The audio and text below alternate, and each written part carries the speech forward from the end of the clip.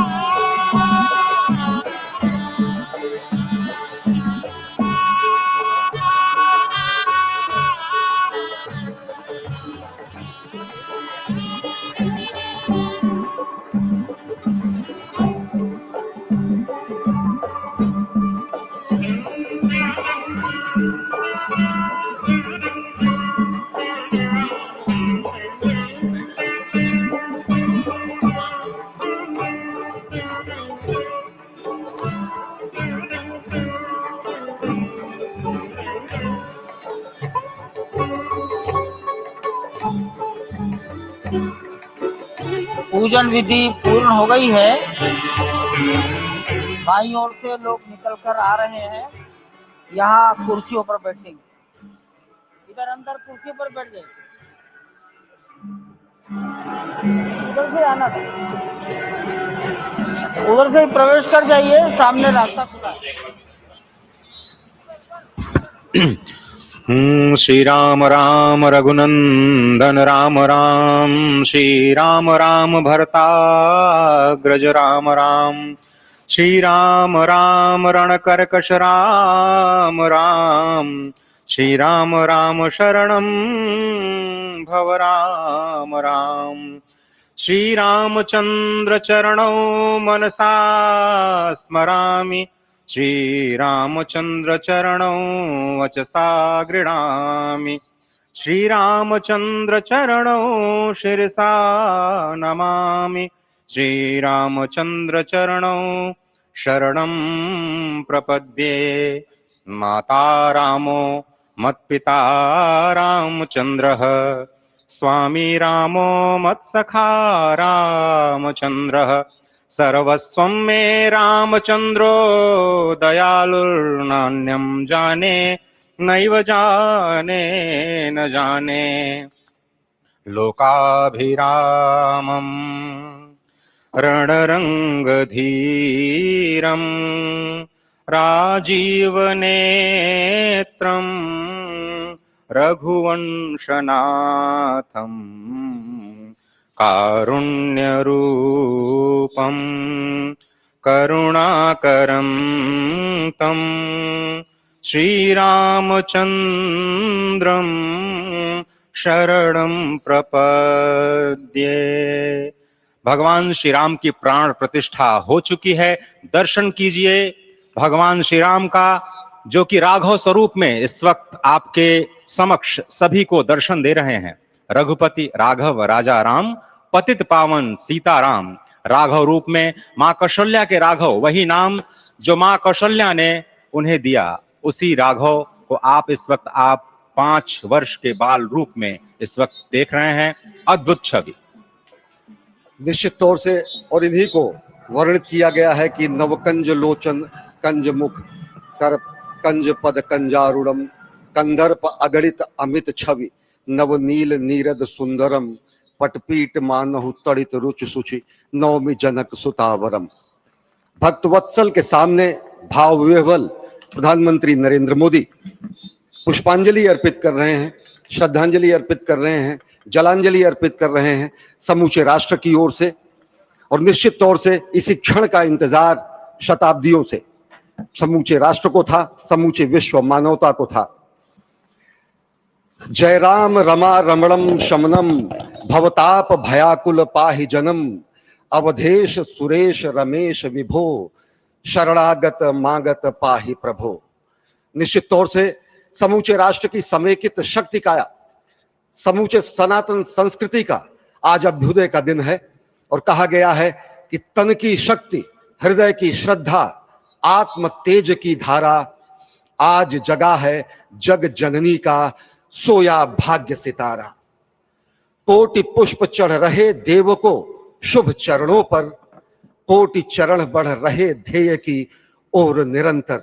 और निश्चित तौर से यह ध्येय है समूचे विश्व कल्याण का, यह ध्येय है जगत गुरु भारत का, यह ध्येय है एक भारत श्रेष्ठ भारत का, समर्थ भारत का, सशक्त भारत का, आत्मनिर्भर भारत का, आत्माभिमानी भारत का, स्वस्थ भारत का, स्वच्छ भारत का, सुंदर भारत का, विकसित भारत का और अंततः जगत गुरु भारत का। और जगत गुरु संस्कृति के प्रणेता, विश्व में मर्यादा को प्रतिष्ठित करने वाले मर्यादा पुरुषोत्तम श्री राम विश्व के लिए अभूतपूर्व निधि है, क्योंकि हमारी ही संस्कृति समता की बात करती है और हमारी ही संस्कृति में राज्य राम राज्य की जो संकल्पना है वो आज भी समूचे विश्व के लिए अनुकरणीय है, वंदनीय है। इस वक्त आप देख रहे हैं कि परब्रह्म परमात्मा आपको दर्शन दे रहे हैं बाल रूप में, और यहाँ पर परब्रह्म कई रूपों में दर्शन दे रहे हैं। माँ सरयू के रूप में वो जलाकार ब्रह्म के रूप में अपने भक्तों को दर्शन देते हैं। अयोध्या धाम के रूप में जो कि स्वयं परब्रह्म का ही स्वरूप है, वो इस धरा धाम के रूप में भक्तों को दर्शन देते हैं। इसके बाद आप नित्यावतार जो संत स्वरूप माने जाते हैं, उन स्वरूप में भी भगवान लगातार अपने दर्शनों के लिए भक्तों को कृतार्थ करते रहते हैं। और अब आप देखिए कि प्राण प्रतिष्ठित भगवान श्री राम इस वक्त 51 इंच की ये जो कृष्ण मूर्ति, कृष्ण वर्ण की मूर्ति आपके समक्ष इस वक्त जो प्रतिष्ठित हो चुकी है, भगवान श्री राम लोकाभिरामम इस वक्त मनमोह लेते हैं। और जिस तरह से लगातार पूरे प्रांगण में, अयोध्या धाम में जो कि वैकुंठ का हृदय कहा जाता है, इस वक्त सिर्फ एक ही गूंज है, रघुपति राघव राजा राम पतित पावन सीता। सुंदर विग्रह मेघ श्याम गंगा तुलसी शालिग्राम। इस वक्त गर्भगृह में माँ गंगा विराजमान है, तुलसी विराजमान है, शालिग्राम भगवान स्वयं जो दामोदर कुंड से आए हैं वो विराजमान है। और ये सुंदर मेघ श्याम वही भगवान श्री राम जब रघुवंश के पति होते हैं तो वो रघुपति होते हैं। जब भगवान श्री राम का राज्याभिषेक होता है तो वो राजा राम होते हैं। जब वो अहिल्या माँ का उद्धार करते हैं तो वो होते हैं पतित पावन। और जब मिथिला जनकपुर धाम में जाकर मैया सीता के साथ विवाह संस्कार करते हैं तो हो जाते हैं सीताराम। लेकिन भगवान आज न रघुपति हैं, न राजा राम हैं, न पतित पावन है, न सीताराम है, वो सिर्फ कौशल्या के राघव हैं। आज पौष के शुक्ल द्वादशी के पावन दिवस पर जब भगवान श्री राम पधारे हैं, प्राण प्रतिष्ठित हुए हैं, तो माँ कौशल्या अत्यंत प्रसन्न होगी। भगवान सूर्य जिनके वंश में भगवान श्री राम ने जन्म लिया, इस वक्त जो प्रत्यक्ष दर्शन दे रहे हैं, भगवान श्री सूर्य भास्कर की किरणें नवमी के दिन भगवान के मस्तक को चूमेंगी, ऐसी प्रतिष्ठा की गई है इस मंदिर की। आप समझिए कि इस वक्त भगवान शिव नृत्य कर रहे होंगे। मैं इस वक्त जो मन में मेरे भाव आ रहा है कि इस वक्त त्रिलोकी इस वक्त विह्वल नजर आ रही होगी, भावनाओं में नजर आ रही होगी। स्वर्ग लोक में इंद्र इस वक्त मृदंग का वादन कर रहे होंगे, देवता इस वक्त नृत्य कर रहे होंगे। हनुमान लला हनुमंत लाल इस वक्त नाच के श्री राम जय राम जय जय राम जय जय।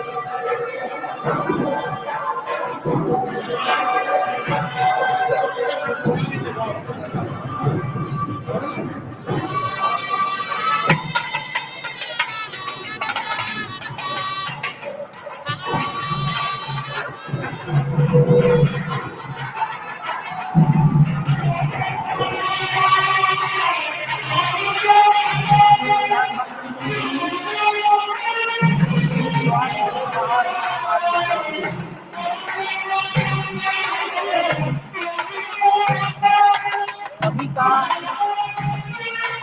अभिवादन कर रहे हैं। No shot. पूर्वी सीढ़ियों की ओर आकर No, you are not interested. This area to this area only. है मस्तक नमन किया है। ईशान कोण के में बैठे हुए, आग्नेय कोण में बैठे हुए संत महापुरुषों को अपना मस्तक नमाकर प्रणाम निवेदन किया है। अब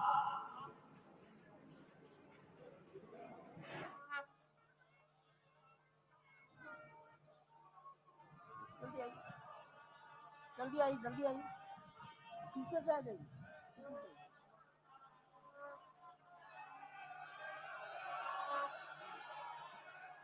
दक्षिण दिशा में बैठे हुए समाज के गणमान्य नागरिकों को प्रधानमंत्री जी अपना अभिवादन प्रस्तुत कर रहे हैं। यहाँ पर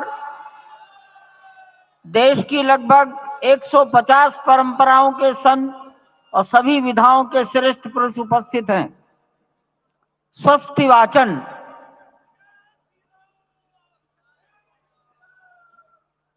हरि ओम भद्रं कर्णेभिः शृणुयाम देवा भद्रं पश्येमाक्षभिर्यजत्राः स्थिरैरङ्गैस्तुष्टुवाग्गुंसस्तनु विर्व्याशे महिदेवाहितं जदायुः स्वस्ति न इन्द्रो वृद्धश्रवाः स्वस्ति नः पूषा वृषभवेदाः स्वस्ति नस्तार्क्ष्यो अरिष्टाने स्वस्ति नो बृहस्पतिर्दधातु सुशान्तिर्भवतु।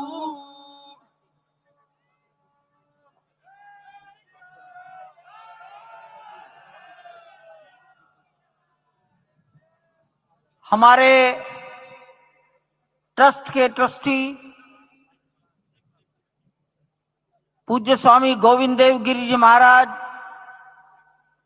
उडुपी मठ, पेजावर मठ के मध्वाचार्य विश्व प्रसन्न तीर्थ जी महाराज और अयोध्या निर्मोही अखाड़ा के महंत दिनेन्द्र दास जी महाराज को निवेदन करता हूं, मंच पर पधारें और वस्त्र भेंट कर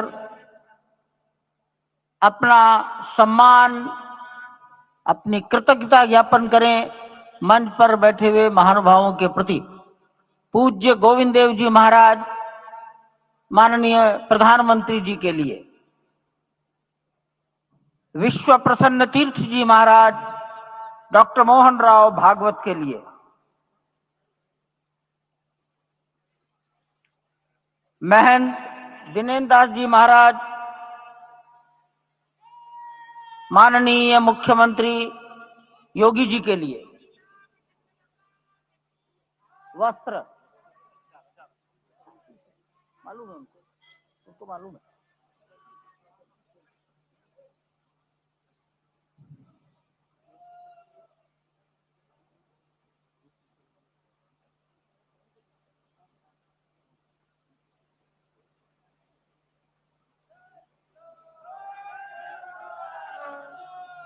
माननीय प्रधानमंत्री जी को गोविंद देव गिरी जी महाराज वस्त्र भेंट कर अपनी कृतज्ञता, प्रधानमंत्री जी के प्रति अपना सम्मान प्रकट कर रहे हैं। अन्य महानुभाव सम्मानार्थ खड़े हैं। पेजावर स्वामी जी माननीय डॉक्टर मोहन राव जी को,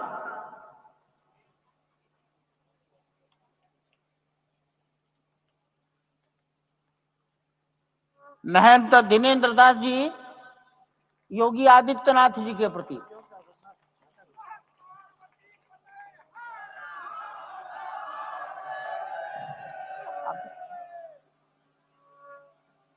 योगी आदित्यनाथ, मैं दिनेन्द्र दास जी,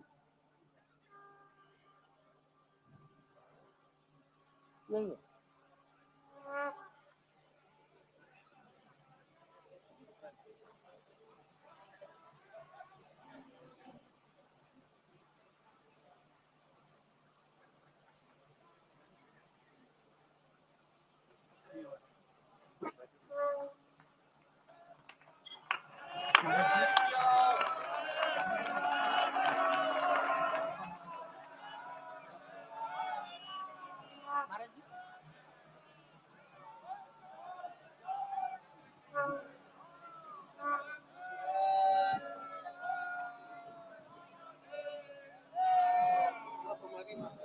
माननीय प्रधानमंत्री जी दिल्ली में राम जन्मभूमि के इस पावन प्रसंग पर एक डाक टिकट जारी कर चुके हैं।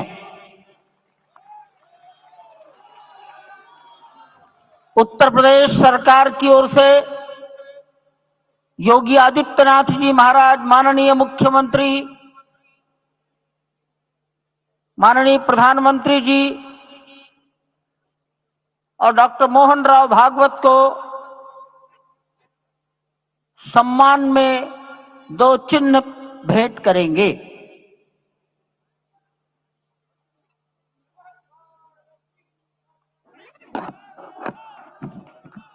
ये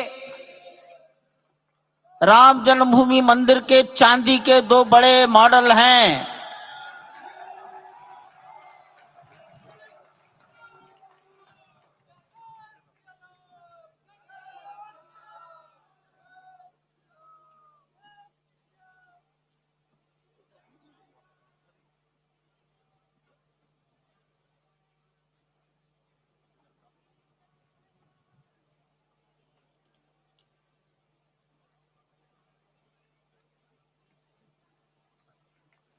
पूज्य गोविंद देव गिरी जी महाराज मंच पर आएंगे और माननीय प्रधानमंत्री जी ने के बारे में अपनी भावनाएं प्रकट करेंगे।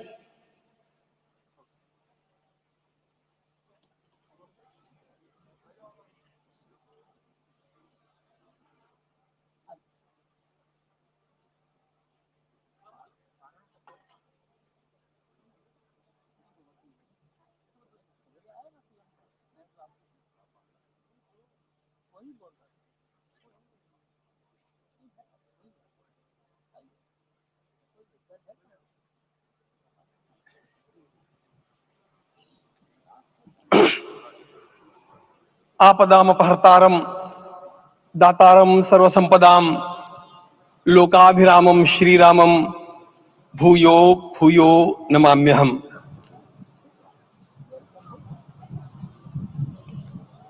आज अंतःकरण अत्यंत उल्लास से, समाधान से और कृतज्ञता से भरा हुआ है। हमारा संपूर्ण राष्ट्र और पूरा विश्व भी आज भगवान श्री राम की प्रतिष्ठा से आलोकित होने का पर्व आरंभ हो चुका है। यह केवल एक मंदिर में एक मूर्ति की प्रतिष्ठा नहीं है, यह इस देश की अस्मिता, इस देश का स्वाभिमान और इस देश का आत्मविश्वास, इसकी प्रतीक्षा है। 500 वर्षों की प्रतीक्षा के पश्चात यह संभव हो सका। इसके जो अनेक कारण हैं, उनके ऊपर तो आलोक हमारे सारे सम्माननीय अभ्यागत डालेंगे ही। मैं केवल एक काम के लिए यहां पर खड़ा हूं, छोटा सा काम। कारण तो अनेक होते हैं, लेकिन अनेक कारण मिलते मिलते आखिर वे एक विशिष्ट स्तर तक पहुंच जाते हैं और उस स्तर पर कोई महापुरुष हम लोगों को उपलब्ध होता है और उस विभूति के कारण युग परिवर्तित हो जाता है। इस प्रकार का परिवर्तन लाने के लिए अपने जीवन को साधना पड़ता है और इस प्रकार जीवन साधने वाले हमारे इस देश की परंपरा के अनेक महान रत्नों में आज हम लोगों को समय की आवश्यकता, युग की आवश्यकता, सनातन के अंतःकरण की आवश्यकता के रूप में हमारे सम्माननीय प्रधानमंत्री जी प्राप्त हुए हैं।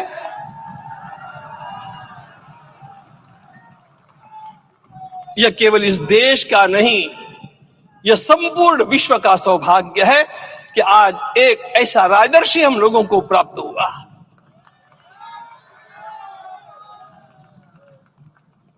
आपके मंगल हाथों से आज प्रतिष्ठा होने की बात थी, वह स्वाभाविक भी था, वो होना ही था मित्रों। लेकिन मुझे इस बात का आश्चर्य हुआ जब मुझे लगभग 20 दिन पूर्व समाचार मिले कि माननीय प्रधानमंत्री जी को इस प्रतिष्ठा के लिए स्वयं अपने लिए क्या क्या अनुष्ठान करके सिद्ध करना चाहिए, स्वयं को उसकी नियमावली आप लिख करके भेजें।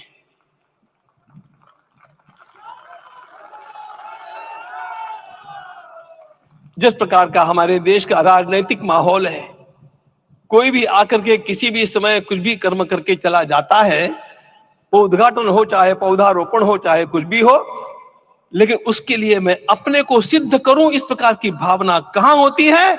यदि किसी ने पूछा तो मैं कहूंगा कि यहां होती है।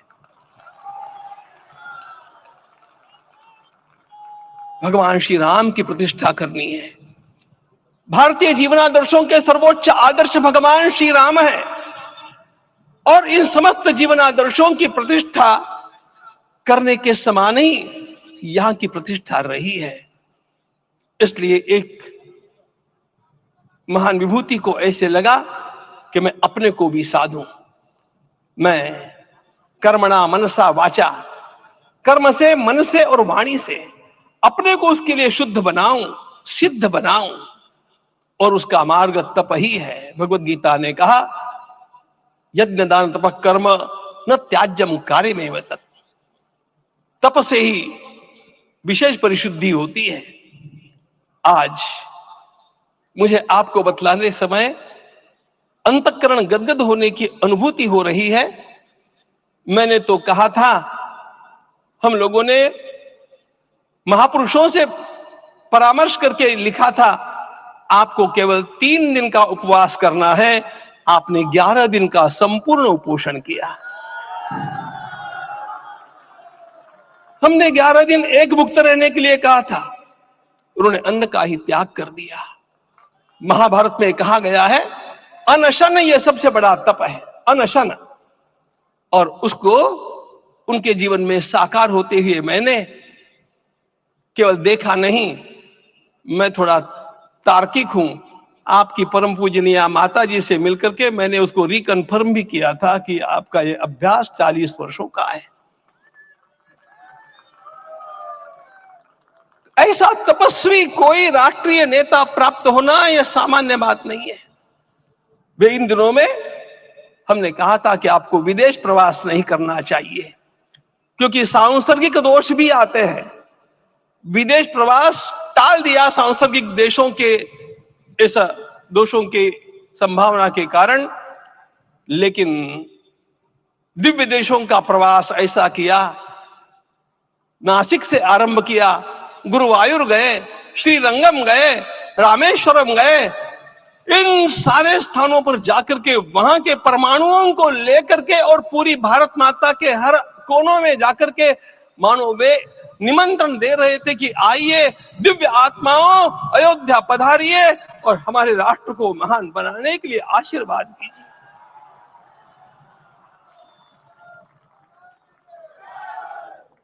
हमने केवल कहा था 3 दिनों तक आपको भूमि शयन करना चाहिए। 11 दिनों से आप भूमि शयन कर रहे हैं। इस कड़कड़ाती ठंड में इस प्रकार का शयन करना, मित्रों, ब्रह्मा जी ने सृष्टि को निर्माण किया। उस समय उन्होंने एक शब्द को सुना था। भारत की संस्कृति का सबसे मूल शब्द है तप, तप इति। हमारे पूज्य गुरुदेव के गुरुदेव परम गुरु कहा करते थे, कांची के परमाचार्य जी महाराज, तपश्चर। मैं जब भी उनसे मिलता था वे कहते थे तपश्चर। आज तप की कमी हो गई है और उस तप को हमने साकार आप में देखा। मुझे इस परंपरा को देखते हुए केवल एक राजा याद आता है जिसमें यह सब कुछ था, और उस राजा का नाम छत्रपति शिवाजी महाराज। छत्रपति शिवाजी महाराज। मित्रों, लोगों को पता नहीं है शायद, वे स्वयं जब मल्लिकार्जुन के दर्शन के लिए श्रीशैलम के ऊपर गए, 3 दिन का उपवास किया, 3 दिन शिव मंदिर में रहे, और महाराज ने कहा कि मुझे राज्य नहीं करना है, मुझे संन्यास लेना है, मैं शिव जी की आराधना के लिए जन्मा हूं, मुझे संन्यास लेना है, मुझे वापस मत ले जाइए। इतिहास का वो बड़ा विलक्षण प्रसंग है। उस प्रसंग में उनके सारे ज्येष्ठ मंत्रियों ने उनको समझाया और लौटा करके लाया कि यह भी आपका कार्य भगवत सेवा ही है। आज हम लोगों को उसी प्रकार के एक महापुरुष ऐसे प्राप्त हुए हैं जिसको भगवती जगदम्बा ने स्वयं हिमालय से लौटा करके भेज दिया कि जाओ भारत माता की सेवा करो। तुम्हें भारत माता की सेवा करनी है। मैं अपने को कभी श्रद्धा रखने के बारे में भावुक नहीं पाता हूं, लेकिन कुछ स्थान ऐसे होते हैं जहां पर आदर के साथ अपना मस्तक अपने आप झुक जाता है। ऐसा एक स्थान हम लोगों को उच्च पदस्थ इस राजर्षि ने जब दिखाया तो मुझे छत्रपति शिवाजी महाराज के गुरु समर्थ रामदास स्वामी महाराज की याद आ गई। उन्होंने शिवाजी का वर्णन किया, निश्चयाचा महामेरु, निश्चयाचा महामेरु, बहुत जनासी आधारू अखंड स्थितिता निर्धारू श्रीमंत योगी श्रीमंत योगी श्रीमंत योगी। हम लोगों को आज एक श्रीमंत योगी प्राप्त हुआ। आज मैं यहां पर केवल इसलिए खड़ा हूं कि इतने तपस्या के पश्चात इन सारे महात्माओं की अनुमति लेकर के और उनके आशीर्वाद लेकर के उनका यह तप पूर्ण करने के लिए, उसकी सांगता के लिए उनको चरणामृत दिया जा रहा है। आप सबकी सहमति हो तो आप सब लोग ओंकार का घोष करके मुझे सहमति दें।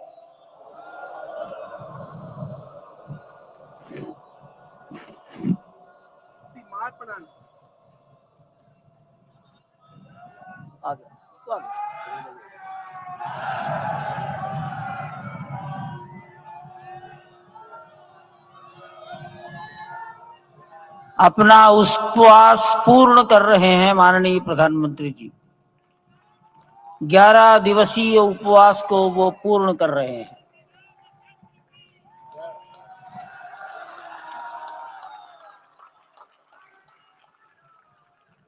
मैं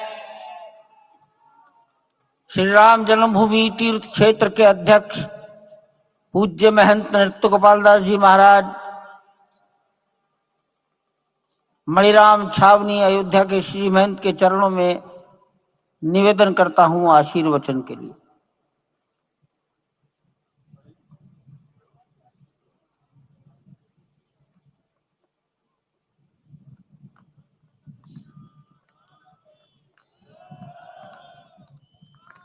कॉर्डलेस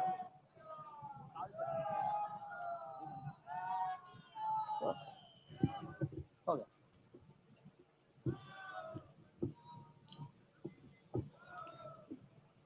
श्री सीताराम जी महाराज की जय। बड़े सौभाग्य की बात है, भगवान राम की पावन जन्मभूमि पर भगवान का महोत्सव हो रहा है। इससे बढ़कर के और क्या बात हो सकती है।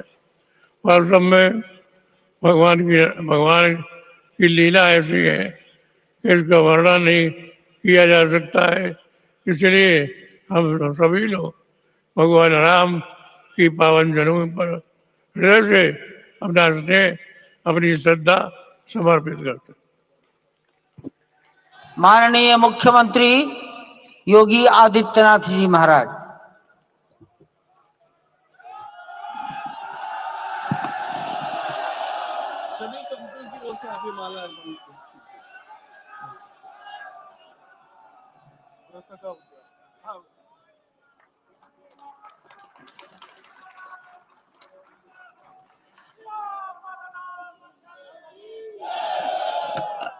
रामाय रामभद्राय रामचंद्राय वेदसे रघुनाथाय नाथाय सीताय पतिये नमः। श्री रामलला भगवान की, श्री रामलला भगवान की, भारत माता की, भारत माता की, सरयू माता की, सरयू माता की जय जय सीताराम।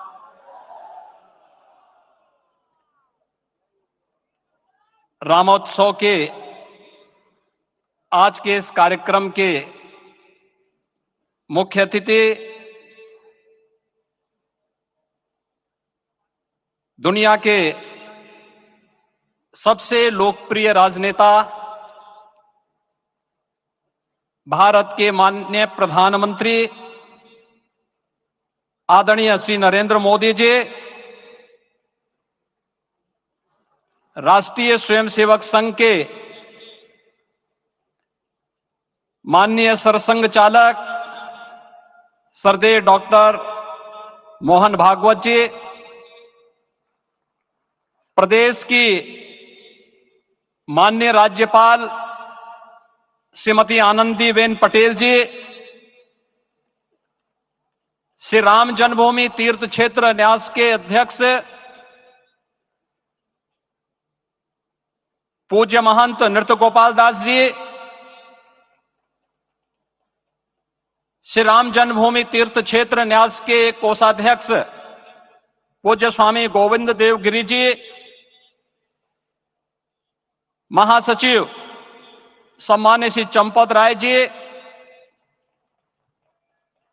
देश के कोने कोने से यहां पर पधारे पूज्य संतजन, अपने अपने क्षेत्र के नेतृत्व देने वाले सभी उपस्थित महानुभाव, रामोत्सव के इस पावन पर्व के अवसर पर आदरणीय प्रधानमंत्री जी का मैं आप सबकी ओर से हृदय से स्वागत करता हूं, अभिनंदन करता हूं। इस अवसर पर पधारे राष्ट्रीय स्वयंसेवक संघ के सरसंघ चालक आदरणीय डॉक्टर मोहन भागवत जी का, अन्य समागत अतिथियों और महानुभावों का मैं हृदय से स्वागत करता हूं, अभिनंदन करता हूं। प्रभु रामलला के भव्य, दिव्य और नव्य धाम में विराजने की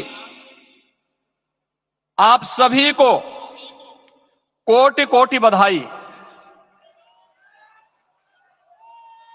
500 वर्षों के लंबे अंतराल के उपरांत आज के इस चर्चित प्रतीक्षित मौके पर अंतर मन में भावनाएं कुछ ऐसी हैं कि उन्हें व्यक्त करने के लिए शब्द नहीं मिल रहे हैं। मन भावुक है, भाव विभोर है, भाव विह्वल है। निश्चित रूप से आप सब भी ऐसा महसूस कर रहे होंगे। आज इस ऐतिहासिक और अत्यंत पावन अवसर पर भारत का हर नगर, हर ग्राम अयोध्या धाम है। हर मार्ग श्री राम जन्मभूमि की ओर आ रहा है। हर मन में राम नाम है। हर आंख हर्ष और संतोष के आंसू से भीगा है। हर जीवा राम राम जप रही है। रोम रोम में राम रमे हैं। पूरा राष्ट्र राममय है। ऐसा लगता है हम त्रेता युग में आ गए हैं। आज रघुनंदन राघव रामलला हमारे हृदय के भावों से भरे संकल्प स्वरूप सिंहासन पर विराज रहे हैं। आज हर राम भक्त के हृदय में प्रसन्नता है, गर्व है और संतोष के भाव हैं। आखिर भारत को इसी दिन की तो प्रतीक्षा थी। भाव विभोर कर देने वाली इस दिन की प्रतीक्षा में लगभग 5 शताब्दी व्यतीत हो गई। दर्जनों पीढ़ियां अधूरी कामना लिए इस धराधाम से साकेत धाम में लीन हो गई, किंतु प्रतीक्षा और संघर्ष का क्रम सतत जारी रहा। श्री राम जन्मभूमि संभवतः विश्व में पहला ऐसा अनूठा प्रकरण होगा जिसमें किसी राष्ट्र के बहुसंख्यक समाज ने अपने ही देश में अपने आराध्य की जन्मस्थली पर मंदिर निर्माण के लिए इतने वर्षों तक और इतने स्तरों पर लड़ाई लड़ी हो। संतों, सन्यासियों, पुजारियों, नागाओं, निहंगों, बुद्धिजीवियों, राजनेताओं, जनजातियों सहित समाज के हर वर्ग ने जाति पाति, विचार दर्शन, उपासना पद्धति से ऊपर उठ करके राम काज के लिए स्वयं को उत्सर्ग किया। अंततः वह शुभ अवसर आ ही गया जब कोटि कोटि आस्थावानों के त्याग और तप को पूर्णता प्राप्त हो रही है। आज आत्मा प्रफुल्लित है इस बात से कि मंदिर वही बना है जहां बनाने का संकल्प लिया था। संकल्प और साधना की सिद्धि के लिए हमारी प्रतीक्षा की इस समाप्ति के लिए और संकल्प की पूर्णता के लिए आदरणीय प्रधानमंत्री श्री नरेंद्र मोदी जी का हृदय से आभार और अभिनंदन। माननीय प्रधानमंत्री जी, 2014 में आपके आगमन के साथ ही भारतीय जनमानस कह उठा था कि मोरे जिय भरोस दृढ़ सोई, मिलहि राम सगुन शुभ होई। अभी गर्भगृह में वैदिक विधि विधान से रामलला के बाल विग्रह के प्राण प्रतिष्ठा को हम सब साक्षी बने हैं। अलौकिक छवि है हमारे प्रभु की, बिल्कुल वैसे ही जैसे तुलसीदास जी ने कहा कि नव कंज लोचन कंज मुख कर कंज पद कंजारुणम। धन्य है वह शिल्पी जिसने हमारे मन में बसे राम की छवि को मूर्त रूप प्रदान किया है। विचारों और भावनाओं की विहलता के बीच मुझे पूज्य संतों और अपनी गुरु परंपरा का पुण्य स्मरण हो रहा है। आज उनकी आत्मा को असीम संतोष और आनंद की अनुभूति हो रही होगी। जिन परंपराओं की पीढ़ियां श्री राम जन्मभूमि मुक्ति यज्ञ में अपनी आहुति दे चुकी है, उनकी पावन स्मृतियों को मैं यहां पर कोटि कोटि नमन करता हूं। श्री राम जन्मभूमि महायज्ञ न केवल सनातन आस्था और विश्वास की परीक्षा का काल रहा, बल्कि संपूर्ण भारत को एकात्मता के सूत्र में बांधने के लिए राष्ट्र की सामूहिक चेतना जागरण के ध्येय में भी सफल सिद्ध हुआ है। सदियों के बाद भारत में हो रहे इस चिर प्रतीक्षित नवविवाह को देख अयोध्या समेत पूरा भारत का वर्तमान आनंदित हो उठा है। भाग्यवान है हमारी पीढ़ी जो इस राम काज के साक्षी बन रहे हैं, और उससे भी बड़भागी हैं वो जिन्होंने सर्वस्व इस राम काज के लिए समर्पित किया है और करते चले जा रहे हैं। जिस अयोध्या को अवनी की अमरावती और धरती का वैकुंठ कहा गया, वह सदियों तक अभिषिप्त थी, उपेक्षित रही, सुनियोजित तिरस्कार झेलती रही।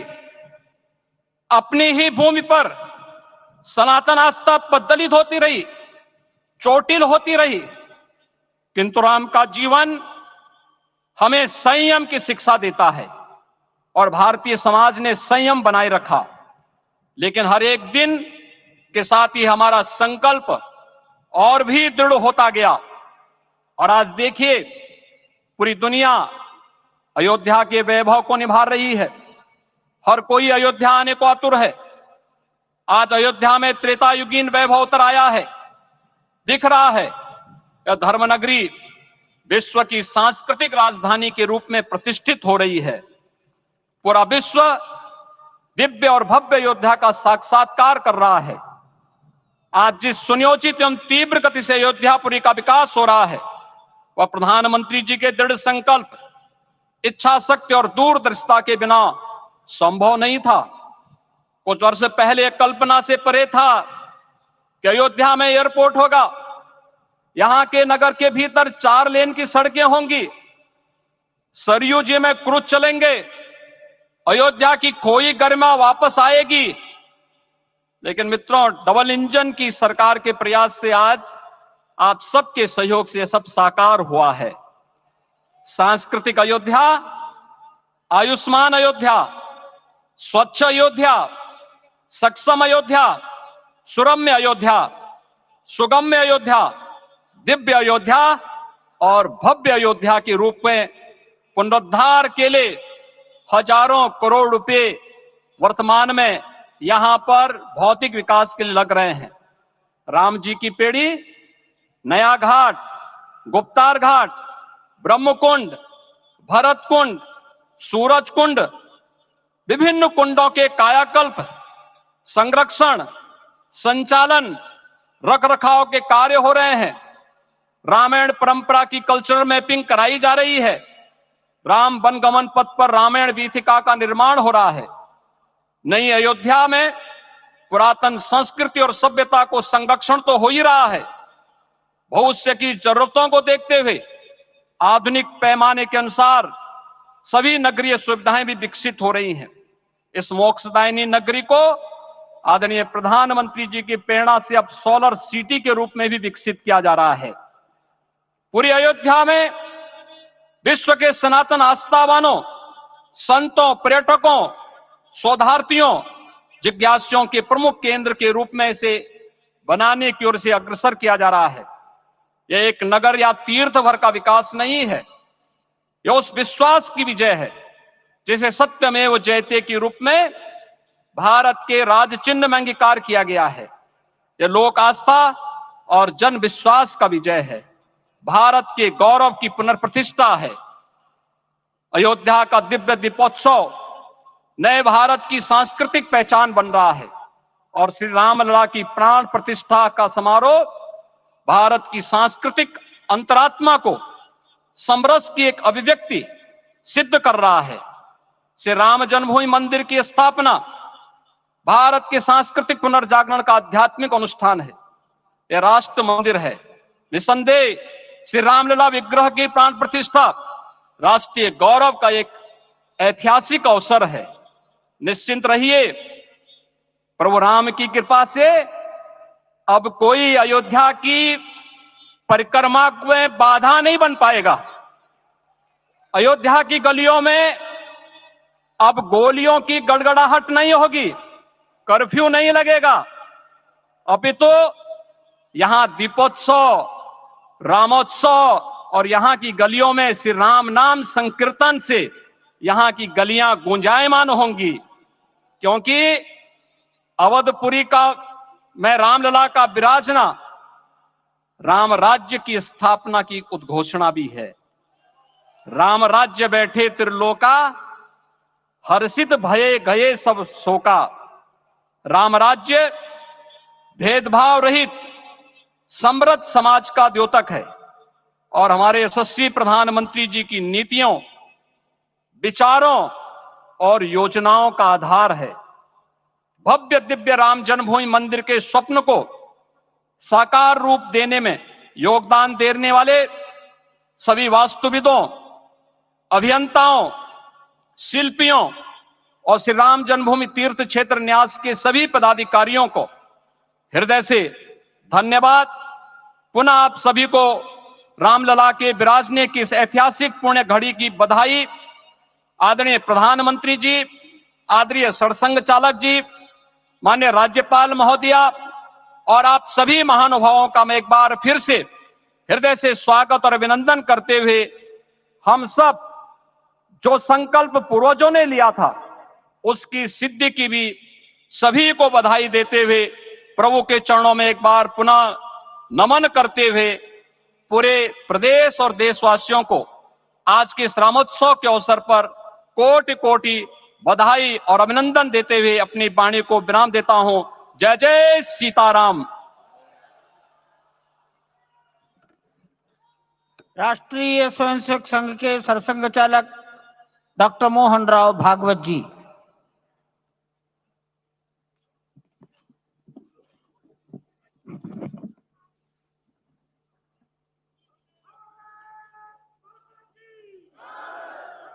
आदरणीय प्रधानमंत्री जी, उत्तर प्रदेश के आदरणीय मुख्यमंत्री जी, आदरणीय राज्यपाल महोदया, देश के आज विद्यमान सभी पंथ संप्रदायों का प्रतिनिधित्व करने वाले हमारे संत, ऋषि, आचार्य गण और समाज के सब स्तरों का प्रतिनिधित्व करने वाले निमंत्रित महानुभाव, आज का आनंद शब्दों में वर्णनातीत है और उसके वर्णन करने का प्रयास इसके पहले के वक्तव्यों में अच्छा हो गया है। यह भी बता दिया गया है और हम जानते भी हैं कि आज अयोध्या में रामलला के साथ भारत का स्व लौट के आया है।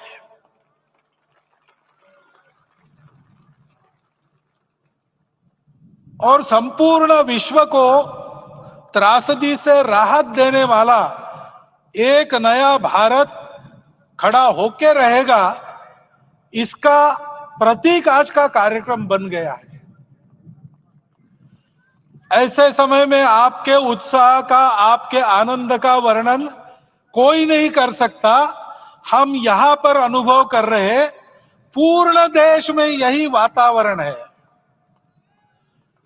छोटे छोटे मंदिर के सामने दूरदर्शन पर इस कार्यक्रम को सुनने वाले हमारे समाज के करोड़ों बंधु, वहां पहुंच ना पाए ऐसे घर घर के हमारे नागरिक सज्जन, माता भगिनी, सब भाव विभोर है, सब में आनंद है, सब में उत्साह है। और ऐसे समय में जोश की बातों में थोड़ी सी होश की बात करने का काम मुझे ही दिया जाता है। आज हमने सुना कि इस प्राण प्रतिष्ठा महोत्सव में पधारने के पूर्व प्रधानमंत्री जी ने कठोर व्रत रखा। जितना कठोर व्रत रखने को कहा था, उससे कई गुना अधिक कठोर व्रताचरण उन्होंने किया। मेरे पुराना उनसे परिचय है, मैं जानता हूं वो तपस्वी है ही, परंतु वो अकेले तप कर रहे हैं, हम क्या करेंगे। अयोध्या में रामलला आए, अयोध्या से बाहर क्यों गए थे?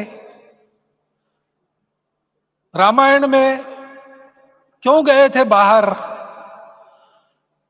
तो अयोध्या में कलह हुआ। अयोध्या उस पुरी का नाम है जिसमें कोई द्वंद्व नहीं, जिसमें कोई कलह नहीं, जिसमें कोई दुविधा नहीं। वो हुआ 14 वर्ष वनवास में गए। वो सब ठीक होने के बाद दुनिया के कलह को मिटा के वापिस आए। आज रामलला वापस फिर से आए हैं 500 साल के बाद। जिनके त्याग, तपस्या, प्रयासों से ये सोने का दिन आज हम देख रहे, सुवर्ण दिवस देख रहे, उनका स्मरण प्राण प्रतिष्ठा के संकल्प में हम लोगों ने कहा, आपने सुना होगा, स्मरण किया। उनकी तपस्या को, उनके त्याग को, उनके परिश्रम को शत बार, सहस्त्र बार, कोटि बार नमन है। रामलला के यहां इस युग में आज के दिन फिर वापस आने का इतिहास जो जो श्रवण करेगा वो राष्ट्र के लिए कर्म प्रवण होगा और उसके राष्ट्र का सब दुख दैन्य हरण होगा। ऐसे इस इतिहास का सामर्थ्य है। परंतु उसमें हमारे लिए कर्तव्य का आदेश भी है। प्रधानमंत्री जी ने तप किया, अब हमको भी तप करना है।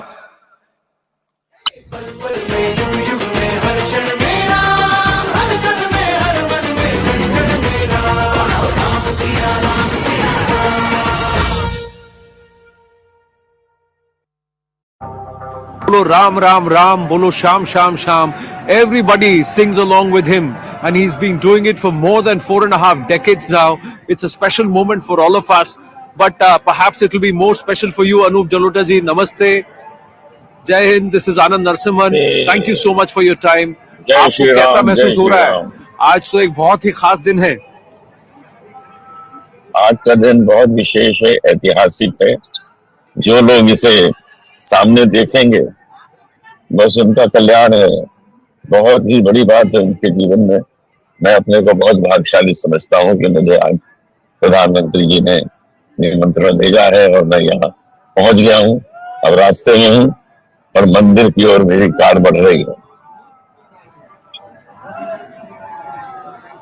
अनुप जी, मैं आपसे जानना चाहता हूँ, आपने भजन तो बहुत गाए हैं, भक्ति के भजन गाए हैं, आपने उनके भाव गाए हैं जो कि भक्त हैं।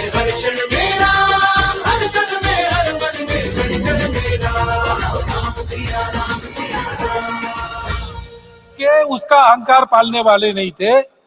काम करते थे, आचरण करते थे और अहंकार नहीं था। ऐसे वो थे और धर्मरत थे। यानी क्या थे? इस पर कठिन भाषा में प्रवचन बहुत लंबा हो सकता है, लेकिन थोड़े में धर्म के जो 4 मूल्य जिनकी चौखट पर धर्म है, ऐसा श्रीमद् भागवत में बताया है, सत्य, करुणा, शुचिता, तपस, उसका आज हमारे लिए युगानुकूल आचरण क्या है? तो सत्य कहता है कि सब घटों में राम है, ब्रह्म सत्य है, वही सर्वत्र है। तो हमको ये जानकर आपस में समन्वय से चलना होगा, क्योंकि हम चलते हैं, सबके लिए चलते हैं, सब हमारे हैं, इसलिए हम चल पाते हैं। और इसलिए आपस में समन्वय रखकर व्यवहार करना, यह धर्म का पहला जो पैर है, सत्य, उसका आचरण है। करुणा दूसरा कदम है, उसका आचरण है सेवा और परोपकार। सरकार की कई योजनाएं गरीबों को राहत दे रही, सब हो रहा है, लेकिन हमारा भी कर्तव्य है, ये सब समाज बांधव हमारे अपने बंधु है। तो जहां हमको दुख दिखता है, पीड़ा दिखती है, वहां हम दौड़ जाए, सेवा करें, दोनों हाथों से कमाएं, अपने लिए न्यूनतम आवश्यक रखकर बाकी सारा वापस दे, सेवा और परोपकार के माध्यम से। यह करुणा का अर्थ आज है। शुचिता पर चलना है, यानी पवित्रता होनी चाहिए। पवित्रता के लिए संयम चाहिए, अपने को रोकना है। सब अपनी इच्छाएं, सब अपने मत, सब अपनी बातें ठीक होंगी ही ऐसा नहीं, और होगी तो भी अन्यों के भी मत है, अन्यों की भी इच्छाएं हैं। और इसलिए अपने आप को संयम में रखते हैं तो सारी पृथ्वी सब मानवों को जीवित रखेगी। गांधी जी कहते थे, earth has enough for everyone's need, but it cannot satisfy everyone's greed. तो लोभ नहीं करना, संयम में रहना और अनुशासन का पालन करना, अपने जीवन में अनुशासित रहना, अपने कुटुंब में अनुशासन रहना, अपने समाज में अनुशासन रहना। सामाजिक जीवन में नागरिक अनुशासन का पालन करना। भगिनी निवेदिता कहती थी कि स्वतंत्र देश में नागरिक संवेदना रखना और नागरिक अनुशासन का पालन करना, यही देशभक्ति का रूप है। इससे जीवन में पवित्रता आती है। और तपस का तो मूर्तिमान उदाहरण आपके सामने आज दिया गया। व्यक्तिगत तपस तो हम करेंगे, सामूहिक तपस क्या है? संगच्छध्वम संवदध्वम संवो मनांसी जानता। हम साथ चलेंगे, बोलेंगे आपस में, उसमें से एक सहमति का संवाद निकालेंगे, एक ही भाषा बोलेंगे, वो वाणी मन वचन कर्म समन्वित होगा और मिलके चलेंगे, अपने देश को विश्व गुरु बनाएंगे। ये तपस हम सबको करना है। 500 वर्षों तक अनेक पीढ़ियों ने लगकर परिश्रम करके, प्राणों का बलिदान देके, खून पसीना बहाकर आज ये आनंद का दिन सारे राष्ट्र को उपलब्ध करा दिया। उन सब के प्रति हमारे मन में कृतज्ञता है। मैं यहां बैठता हूं तो मेरे मन में विचार आता है कि मुझे बिठाया, मैंने क्या किया? वो तो जो उन्होंने किया उसका प्रतिनिधि भी मुझे बनाया गया है। उस प्रतिनिधि के नाते मैं ये अवदान स्वीकार करता हूं और उन्हीं को अर्पण करता हूं। परंतु उनका ये व्रत हमको आगे लेके जाना है। जिस धर्म स्थापना विश्व में करने के लिए राम का अवतार हुआ था, उस धर्म स्थापना को अनुकूल स्थिति अपने आचरण में, अपने देश में उत्पन्न करना, यह अपना कर्तव्य बनता है। रामलला आए हैं हमारे मन को आह्लादित करने के लिए, उत्साही करने के लिए, प्रेरणा देने के लिए, साथ साथ इस कर्तव्य की याद दिलाकर उसमें कृति प्रवण करने के लिए आए हैं। उनका आदेश सर पे लेके हम यहां से जाए। सब लोग तो यहां आ नहीं सके, लेकिन वो सुन रहे, देख रहे।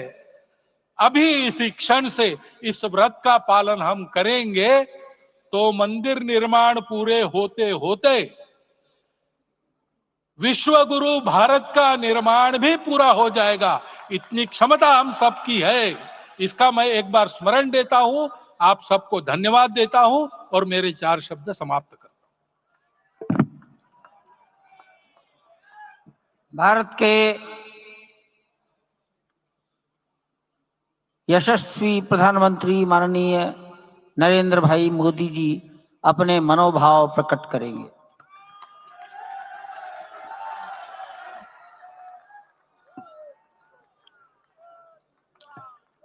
सियावर रामचंद्र की जय। सियावर रामचंद्र की जय। श्रद्धेय मंच, सभी संत एवं ऋषिगण,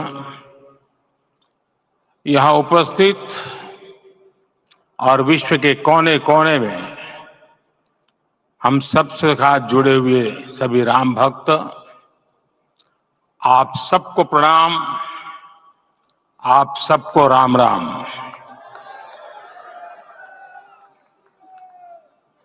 आज हमारे राम आ गए हैं।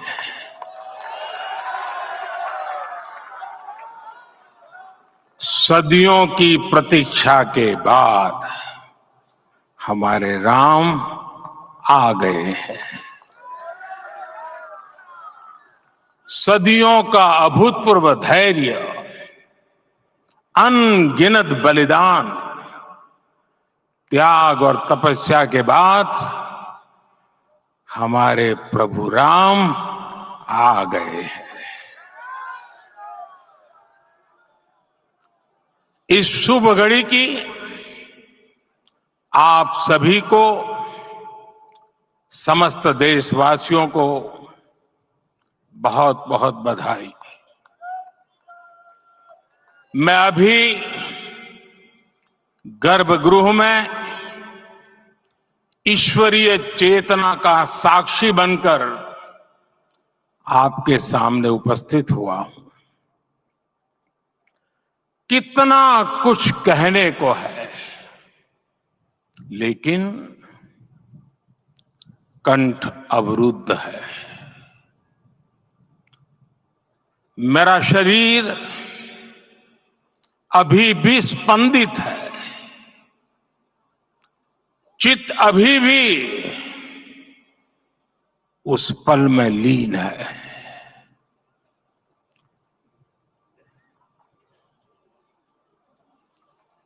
हमारे रामलला अब टेंट में नहीं रहेंगे।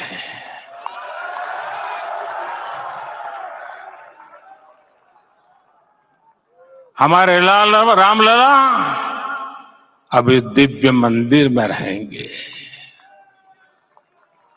मेरा पक्का विश्वास है, अपार श्रद्धा है कि जो घटित हुआ है इसकी अनुभूति देश के, विश्व के कोने कोने में राम भक्तों को हो रही होगी।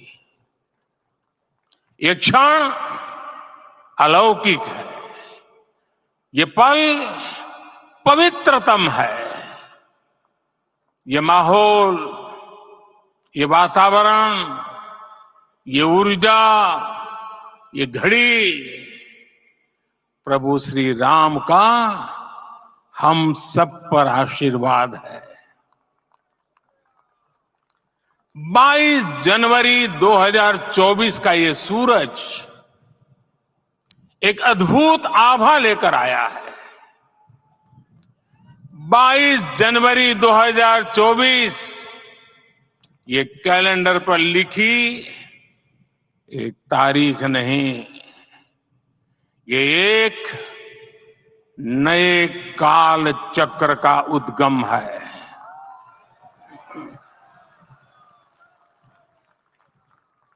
राम मंदिर के भूमि पूजन के बाद से प्रतिदिन पूरे देश में उमंग और उत्साह बढ़ता ही जा रहा था। निर्माण कार्य देख देशवासियों में हर दिन एक नया विश्वास पैदा हो रहा था। आज हमें सदियों के उस धैर्य की धरोहर मिली है। आज हमें श्री राम का मंदिर मिला है। गुलामी की मानसिकता को तोड़कर उठ खड़ा हो राष्ट्र। अतीत के हर दंश से हौसला लेता हुआ राष्ट्र ऐसे ही नव इतिहास का सृजन करता है। आज से 1000 साल बाद भी लोग आज की इस तारीख की, आज के इस पल की चर्चा करेंगे। और ये कितनी बड़ी राम कृपा है कि हम सब इस पल को जी रहे हैं, इसे साक्षात घटित होते देख रहे हैं। आज दिन दिशाएं, दिग दिगंत सब दिव्यता से परिपूर्ण है। ये समय सामान्य समय नहीं है। ये काल के चक्र पर सर्वकालिक शाही से अंकित हो रही अमिट स्मृति रेखाएं हैं। साथियों, हम सब जानते हैं कि जहां राम का काम होता है वहां पवन पुत्र हनुमान अवश्य विराजमान होते हैं। इसलिए मैं राम भक्त हनुमान और हनुमान गढ़ी को भी प्रणाम करता हूं। मैं माता जानकी, लक्ष्मण जी, भरत, शत्रुघ्न सबको नमन करता हूं। मैं पावन अयोध्यापुरी और पावन सरयू को भी प्रणाम करता हूं। मैं इस पल दैवीय अनुभव कर रहा हूं कि जिनके आशीर्वाद से ये महान कार्य पूरा हुआ है। वे दिव्य आत्माएं, वे दैवीय विभूतियां भी इस समय हमारे आसपास उपस्थित है। मैं इन सभी दिव्य चेतनाओं को भी कृतज्ञता पूर्वक नमन करता हूं। मैं आज प्रभु श्री राम से क्षमा याचना भी करता हूं। हमारे पुरुषार्थ, हमारे त्याग, तपस्या में कुछ तो कमी रह गई होगी कि हम इतनी सदियों तक ये कार्य कर नहीं पाए। आज वो कमी पूरी हुई है।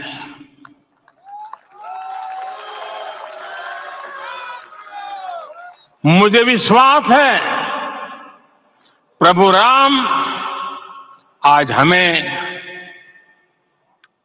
अवश्य क्षमा करेंगे। मेरे प्यारे देशवासियों, त्रेता में राम आगमन पर पूज्य संत तुलसीदास जी ने लिखा है, प्रभु बिलो की हर से पुरबासी, जनित वियोग विपत्ति समनासी। अर्थात प्रभु का आगमन देकर ही सब अयोध्यावासी, समग्र देशवासी हर्ष से भर गए। लंबे वियोग से जो आपत्ति आई थी उसका अंत हो गया। उस कालखंड में तो वो वियोग केवल 14 वर्षों का था, तब भी इतना असह्य था। इस युग में तो अयोध्या और देशवासियों ने सैकड़ों वर्षों का वियोग सहा है। हमारी कई कई पीढ़ियों ने वियोग सहा है। भारत के तो संविधान में उसकी पहली प्रति में भगवान राम विराजमान है। संविधान के अस्तित्व में आने के बाद भी दशकों तक प्रभु श्री राम के अस्तित्व को लेकर कानूनी लड़ाई चली। मैं आभार व्यक्त करूंगा भारत की न्यायपालिका का, जिसने न्याय की लाज रख ली।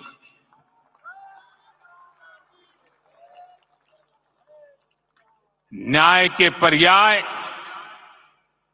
प्रभु राम का मंदिर भी न्यायबद्ध तरीके से ही बना।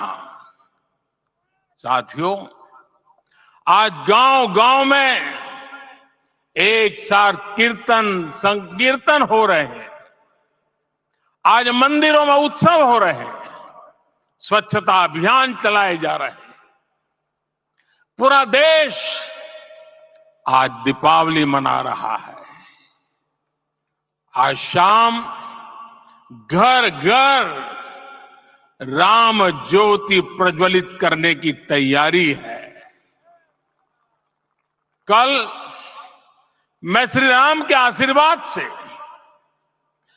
धनुषकोडी में राम सेतु के आरंभ बिंदु अरिचल मुनाई पर था। जिस घड़ी प्रभु राम समुद्र पार करने निकले थे, वो एक पल था जिसने काल चक्र को बदला था। ये विनम्र प्रयास था। वहां पर मैंने पुष्प वंदना की। वहां मेरे भीतर एक विश्वास जगा कि जैसे उस समय काल चक्र बदला था, उसी तरह अब काल चक्र फिर बदलेगा और शुभ दिशा में बढ़ेगा। अपने 11 दिन के व्रत अनुष्ठान के दौरान मैंने उन स्थानों का चरण स्पर्श करने का प्रयास किया जहां प्रभु राम के चरण पड़े थे। चाहे वो नासिक का पंचवटी धाम हो, केरला का पवित्र त्रिपायर मंदिर हो, आंध्र प्रदेश में लेपाक्षी हो, श्रीरंगम में रंगनाथ स्वामी मंदिर हो, रामेश्वरम में श्री रामनाथ स्वामी मंदिर हो, या फिर धनुषकोडी। मेरा सौभाग्य है कि इसी पुनीत पवित्र भाव के साथ मुझे सागर से सरयू तक की यात्रा का अवसर मिला। सागर से सरयू तक हर जगह राम नाम का वही उत्सव भाव छाया हुआ है। प्रभु राम तो भारत की आत्मा के कण कण से जुड़े हुए हैं। राम भारतवासियों के अंतर मन में विराजे हुए हैं। हम भारत में कहीं भी किसी की अंतरात्मा को छुएंगे तो इस एकत्व की अनुभूति होगी और यही भाव सब जगह मिलेगा। इससे उत्कृष्ट, इससे अधिक देश को समायोजित करने वाला सूत्र और क्या हो सकता है।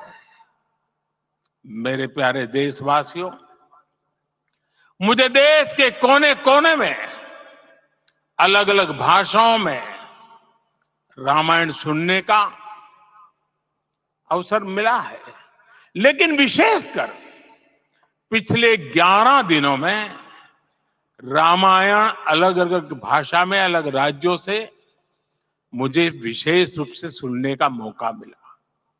राम को परिभाषित करते हुए ऋषियों ने कहा है, रमन्ते यस्मिन् इति रामः, अर्थात जिसमें रम जाए वही राम है। राम लोक की स्मृतियों में, पर्वत से लेकर परंपराओं में सर्वत्र समाये हुए हैं। हर युग में लोगों ने राम को जिया है। हर युग में लोगों ने अपने अपने शब्दों में अपनी अपनी तरह से राम को अभिव्यक्त किया है, और ये राम रस जीवन प्रवाह की तरह निरंतर बहता रहता है। प्राचीन काल से भारत के हर कोने के लोग राम रस का आचमन करते रहे हैं। राम कथा असीम है और रामायण भी अनंत है। राम के आदर्श, राम के मूल्य, राम की शिक्षाएं सब जगह एक समान है। प्रिय देशवासियों, आज इस ऐतिहासिक समय में देश उन व्यक्तित्वों को भी याद कर रहा है जिनके कार्य और समर्पण की वजह से आज हम ये शुभ दिन देख रहे हैं। राम के इस काम में कितने ही लोगों ने त्याग और तपस्या की पराकाष्ठा करके दिखाई है। उन अनगिनत राम भक्तों के, उन अनगिनत कार सेवकों के और उन अनगिनत संत महात्माओं के हम सब ऋणी हैं। साथियों, आज का ये अवसर उत्सवता का क्षण तो है ही, लेकिन इसके साथ ही यह क्षण भारतीय समाज की परिपक्वता के बोध का भी क्षण है। हमारे लिए ये अवसर सिर्फ विजय का नहीं, विनय का भी है। दुनिया का इतिहास साक्षी है कि कई राष्ट्र अपने ही इतिहास में उलझ जाते हैं। ऐसे देशों ने जब भी अपने इतिहास की उलझी हुई गांठों को खोलने का प्रयास किया, उन्हें सफलता पाने में बहुत कठिनाई आई, बल्कि कई बार तो पहले से ज्यादा मुश्किल परिस्थितियां बन गई। लेकिन हमारे देश ने इतिहास की इस गांठ को जिस गंभीरता और भावुकता के साथ खोला है, वो ये बताती है कि हमारा भविष्य हमारे अतीत से बहुत सुंदर होने जा रहा है। वो भी एक समय था जब कुछ लोग कहते थे कि राम मंदिर बना तो आग लग जाएगी। ऐसे लोग भारत के सामाजिक भाव की पवित्रता को नहीं जान पाए। रामलला के इस मंदिर का निर्माण भारतीय समाज के शांति, धैर्य, आपसी सद्भाव और समन्वय का भी प्रतीक है। हम देख रहे हैं ये निर्माण किसी आग को नहीं बल्कि ऊर्जा को जन्म दे रहा है। राम मंदिर समाज के हर वर्ग को एक उज्जवल भविष्य के पथ पर बढ़ने की प्रेरणा लेकर आया है। मैं आज उन लोगों से आह्वान करूंगा, आइए आप महसूस कीजिए, अपनी सोच पर पुनर्विचार कीजिए। राम आग नहीं है, राम ऊर्जा है। राम विवाद नहीं, राम समाधान है। राम सिर्फ हमारे नहीं है, राम तो सबके हैं। राम वर्तमान नहीं, सिर्फ वर्तमान ही नहीं, राम अनंत काल है। साथियों, आज जिस तरह राम मंदिर प्राण प्रतिष्ठा के इस आयोजन से पूरा विश्व जुड़ा हुआ है, उसमें राम की सर्वव्यापकता के दर्शन हो रहे हैं। जैसा उत्सव भारत में है, वैसा ही अनेक देशों में है। आज अयोध्या का यह उत्सव रामायण की उन वैश्विक परंपराओं का भी उत्सव बना है। रामलला की ये प्रतिष्ठा वसुधैव कुटुंबकम के विचार की भी प्रतिष्ठा है। साथियों, आज अयोध्या में केवल श्री राम के विग्रह रूप की प्राण प्रतिष्ठा नहीं हुई है, ये श्री राम के रूप में साक्षात भारतीय संस्कृति के प्रति अटूट विश्वास की भी प्राण प्रतिष्ठा है। ये साक्षात मानवीय मूल्यों और सर्वोच्च आदर्शों की भी प्राण प्रतिष्ठा है। इन मूल्यों की, इन आदर्शों की आवश्यकता आज संपूर्ण विश्व को है। सर्वे भवन्तु सुखिनः, ये संकल्प हम सदियों से दोहराते आए हैं। आज उसी संकल्प को राम मंदिर के रूप में साक्षात आकार मिला है। ये मंदिर मात्र एक देव मंदिर नहीं है, ये भारत की दृष्टि का, भारत के दर्शन का, भारत के दिग्दर्शन का मंदिर है। ये राम के रूप में राष्ट्र चेतना का मंदिर है। राम भारत की आस्था है, राम भारत का आधार है, राम भारत का विचार है, राम भारत का विधान है, राम भारत की चेतना है, राम भारत का चिंतन है, राम भारत की प्रतिष्ठा है, राम भारत का प्रताप है, राम प्रवाह है, राम प्रभाव है, राम नेति भी है, राम नीति भी है, राम नित्यता भी है, राम निरंतरता भी है, राम विभु है, विशद है, राम व्यापक है, विश्व है, विश्वात्मा है। राम नेति भी है, राम नीति भी है, राम नित्यता भी है, राम निरंतरता भी है, राम विभु है, विशद है, राम व्यापक है, विश्व है, विश्वात्मा है। और इसलिए जब राम की प्रतिष्ठा होती है तो उसका प्रभाव वर्षों या शताब्दियों तक ही नहीं होता, उसका प्रभाव हजारों वर्षों के लिए होता है। महर्षि वाल्मीकि ने कहा है, राज्यम 10 सहस्त्राणि प्राप्य वर्षाणि राघव, अर्थात राम 10,000 वर्षों के लिए राज्य पर प्रतिष्ठित हुए, यानी हजारों वर्षों के लिए राम राज्य स्थापित हुआ। जब त्रेता में राम आए थे तब हजारों वर्षों के लिए राम राज्य की स्थापना हुई।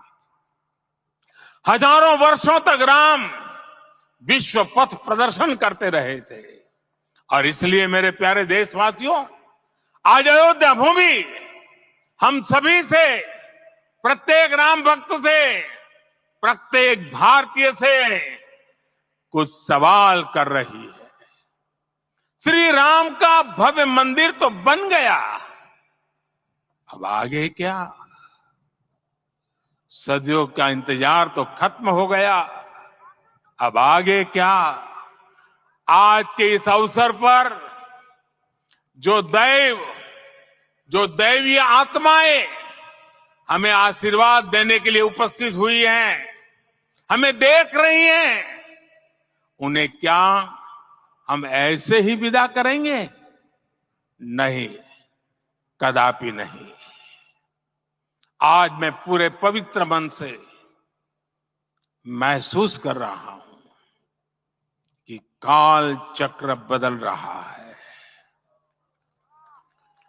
ये सुखद संयोग है कि हमारी पीढ़ी को एक कालजयी पथ के शिल्पकार के रूप में चुना गया है। 1000 वर्ष बाद की पीढ़ी राष्ट्र निर्माण के हमारे आज के कार्यों को याद करेगी। इसलिए मैं कहता हूं, यही समय है, सही समय है। हमें आज से, इस पवित्र समय से अगले 1000 साल के भारत की नींव रखनी है।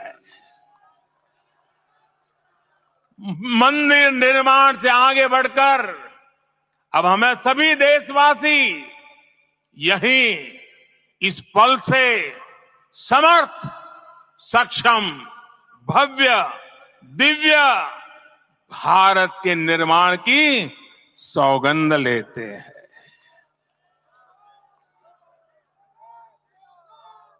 राम के विचार मानस के साथ ही जनमानस में भी हो, यही राष्ट्र निर्माण की सीढ़ी है। साथियों, आज के युग की मांग है कि हमें अपने अंतःकरण को विस्तार देना होगा। हमारी चेतना का विस्तार देव से देश तक, राम से राष्ट्र तक होना चाहिए। हनुमान जी की भक्ति, हनुमान जी की सेवा, हनुमान जी का समर्पण, ये ऐसे गुण हैं जिन्हें हमें बाहर नहीं खोजना पड़ता। प्रत्येक भारतीय में भक्ति, सेवा और समर्पण के भाव समर्थ, सक्षम, भव्य, दिव्य भारत का आधार बनेंगे। और यही तो है देव से देश और राम से राष्ट्र की चेतना का विस्तार। दूर सुदूर जंगल में, कुटिया में जीवन गुजारने वाली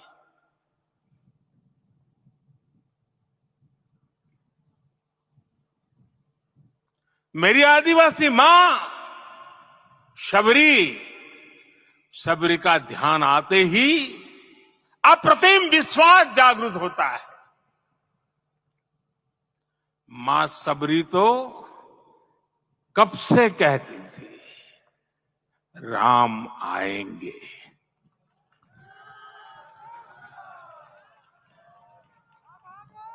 प्रत्येक भारतीय में जन्मा यही विश्वास समर्थ, सक्षम, भव्य भारत का आधार बनेगा। और यही तो है देव से देश और राम से राष्ट्र की चेतना का विस्तार। हम सब जानते हैं कि निषाद राज की मित्रता सभी बंधनों से परे है। निषाद राज का राम के प्रति सम्मोहन, प्रभु राम का निषाद राज के लिए अपनापन कितना मौलिक है। सब अपने हैं, सभी समान है।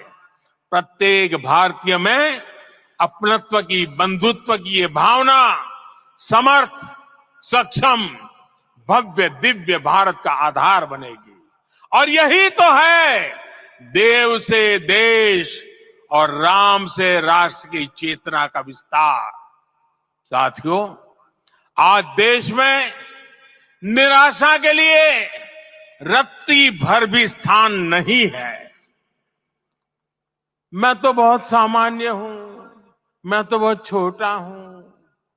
अगर कोई ये सोचता है तो उसे गिलहरी के योगदान को याद करना चाहिए। गिलहरी का स्मरण ही हमें हमारी इस हिचक को दूर करेगा, हमें सिखाएगा कि छोटे बड़े हर प्रयास की अपनी ताकत होती है, अपना योगदान होता है। और सबके प्रयास की यही भावना समर्थ, सक्षम, भव्य, दिव्य भारत का आधार बनेगी। और यही तो देव से देश और राम से राष्ट्र की चेतना का विस्तार। साथियों, लंकापति रावण प्रकांड ज्ञानी थे, अपार शक्ति के धनी थे, लेकिन जटायु जी की मूल्य निष्ठा देखिए। वे महाबली रावण से भिड़ गए। उन्हें भी पता था कि वो रावण को परास्त नहीं कर पाएंगे, लेकिन फिर भी उन्होंने रावण को चुनौती दी। कर्तव्य की यही पराकाष्ठा समर्थ, सक्षम, भव्य, दिव्य भारत का आधार है। और यही तो है देव से देश और राम से राष्ट्र की चेतना का विस्तार। आइए हम संकल्प लें कि राष्ट्र निर्माण के लिए हम अपने जीवन का पल पल लगा देंगे। राम काज से राष्ट्र काज, समय का पल पल, शरीर का कण कण राम समर्पण को राष्ट्र समर्पण के ध्येय से जोड़ देंगे। मेरे देशवासियों, प्रभु श्री राम की हमारी पूजा विशेष होनी चाहिए। ये पूजा स्व से ऊपर उठ करके समष्टि के लिए होनी चाहिए। ये पूजा अहम से उठकर वयम के लिए होनी चाहिए। प्रभु को जो भोग चढ़ेगा वो विकसित भारत के लिए हमारे परिश्रम की पराकाष्ठा का प्रसाद भी होगा। हमें नित्य पराक्रम, पुरुषार्थ, समर्पण का प्रसाद प्रभु राम को चढ़ाना होगा। इनसे नित्य प्रभु राम की पूजा करनी होगी, तब हम भारत को वैभवशाली और विकसित बना पाएंगे। मेरे प्यारे देशवासियों, ये भारत के विकास का अमृत काल है। आज भारत युवा शक्ति की पूंजी से भरा हुआ है, ऊर्जा से भरा हुआ है। ऐसी सकारात्मक परिस्थितियां फिर न जाने कितने समय बाद बनेगी। हमें अब चूकना नहीं है, हमें अब बैठना नहीं है। मैं अपने देश के युवाओं से कहूंगा, आपके सामने हजारों वर्ष की परंपरा की प्रेरणा है। आप भारत की उस पीढ़ी का प्रतिनिधित्व करते हैं जो चांद पर तिरंगा लहरा रही है। वो 15 लाख किलोमीटर की यात्रा करके सूर्य के पास जाकर मिशन आदित्य को सफल बना रही है। जो आसमान में तेजस और सागर में विक्रांत का परचम लहरा रही है। अपनी विरासत पर गर्व करते हुए आपको भारत का नव प्रभात लिखना है। परंपरा की पवित्रता और आधुनिकता की अनंतता, दोनों ही पथ पर चलते हुए भारत समृद्धि के लक्ष्य तक पहुंचेगा। मेरे साथियों, आने वाला समय अब सफलता का है, आने वाला समय अब सिद्धि का है। ये भव्य राम मंदिर साक्षी बनेगा भारत के उत्कर्ष का, भारत के उदय का। ये भव्य राम मंदिर साक्षी बनेगा भव्य भारत के अभ्युदय का, विकसित भारत का। ये मंदिर सिखाता है कि अगर लक्ष्य सत्य प्रमाणित हो, अगर लक्ष्य सामूहिकता और संगठित शक्ति से जन्मा हो, तब उस लक्ष्य को प्राप्त करना असंभव नहीं है। ये भारत का समय है और भारत अब आगे बढ़ने वाला है। शताब्दियों की प्रतीक्षा के बाद हम यहां पहुंचे हैं। हम सब ने इस युग का, इस कालखंड का इंतजार किया है। अब हम रुकेंगे नहीं, हम विकास की ऊंचाई पर जाकर ही रहेंगे। इसी भाव के साथ रामलला के चरणों में प्रणाम करते हुए आप सभी को बहुत बहुत शुभकामनाएं। सभी संतों के चरणों में मेरे प्रणाम। सियावर रामचंद्र की, सियावर रामचंद्र की, सियावर रामचंद्र की।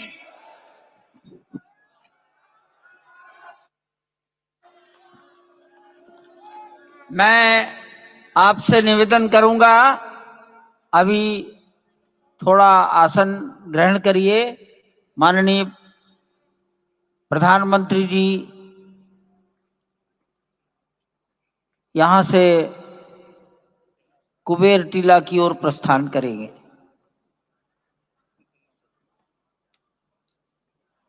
माननीय प्रधानमंत्री जी के यहां से स्थान से प्रस्थान के पश्चात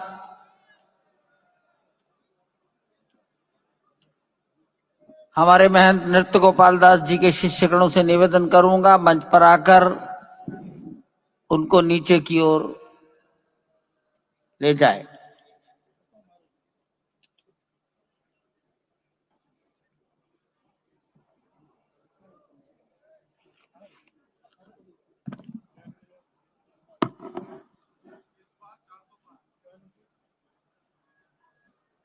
जानकी दास जी अब मंच पर आ जाइए।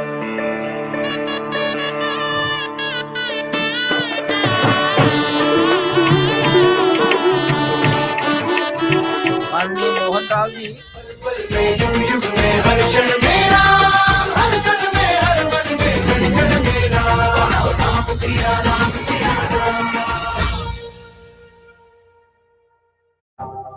कभी ऐसे कुछ गीत हैं, आप तो अवधी भी बहुत अच्छा बोलते हैं, तो अवधपुर में क्या रामलला के गीत हैं, रामलला के भजन हैं? रामलला के बहुत गहरे, हमारे तुलसीदास जी ने कितना लिखा है, अवधी में लिखा है। तो ये जितने भजन हैं उनमें हम रामलला के दर्शन करते हैं। हमारे उत्तर प्रदेश में वही भाषा बोली जाती है। तो मैं तो उत्तर प्रदेश का हूँ, लखनऊ का हूँ।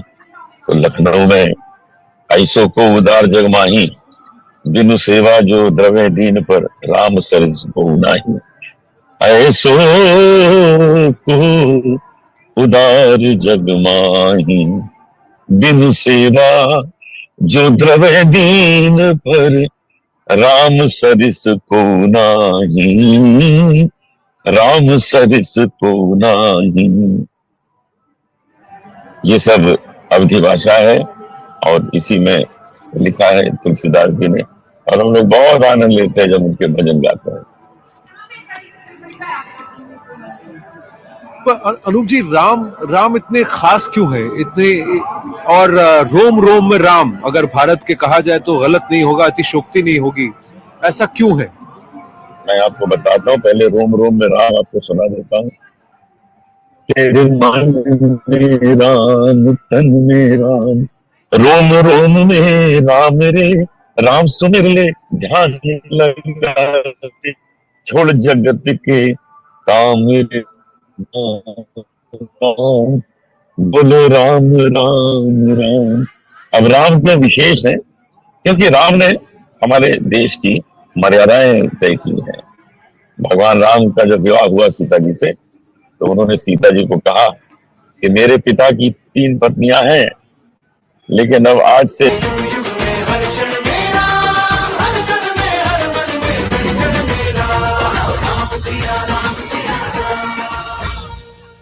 किसी न किसी तौर पे रहा ही है और यही वजह है कि ये सभी इस मंदिर परिसर में मौजूद हैं। साधु संतों की संख्या बहुत ज्यादा है क्योंकि इस अयोध्या नगरी में हर कदम पे आपको साधु संत ही नजर आएंगे।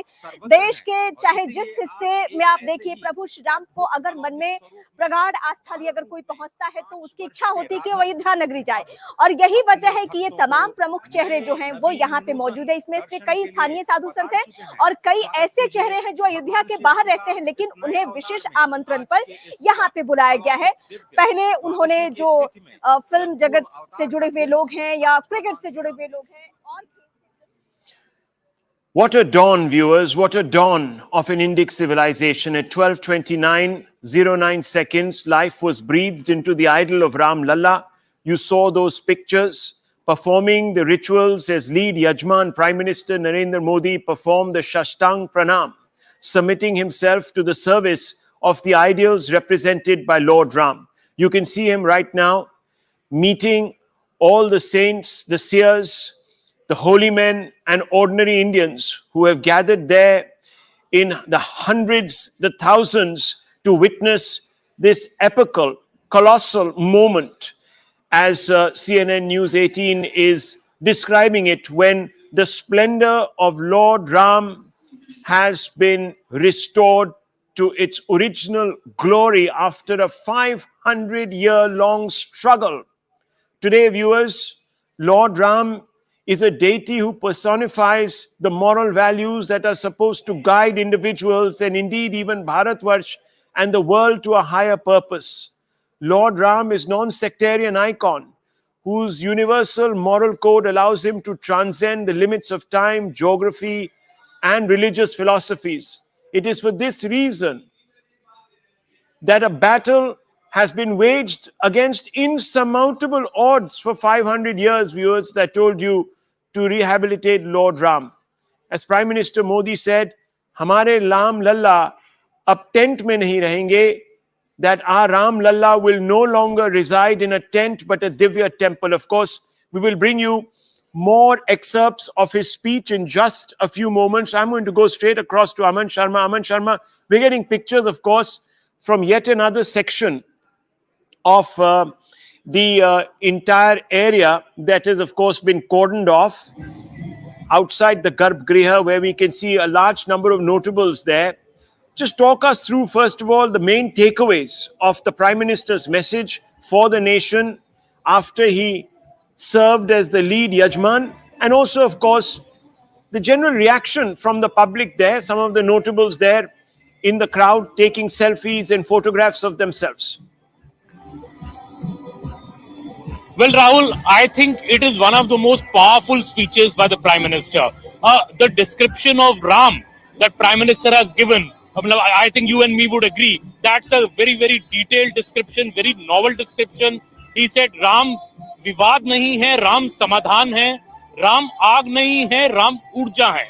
And the point that he used to say that, we need to apologize to Lord Ram because it has taken centuries for us to build a temple for Lord Ram.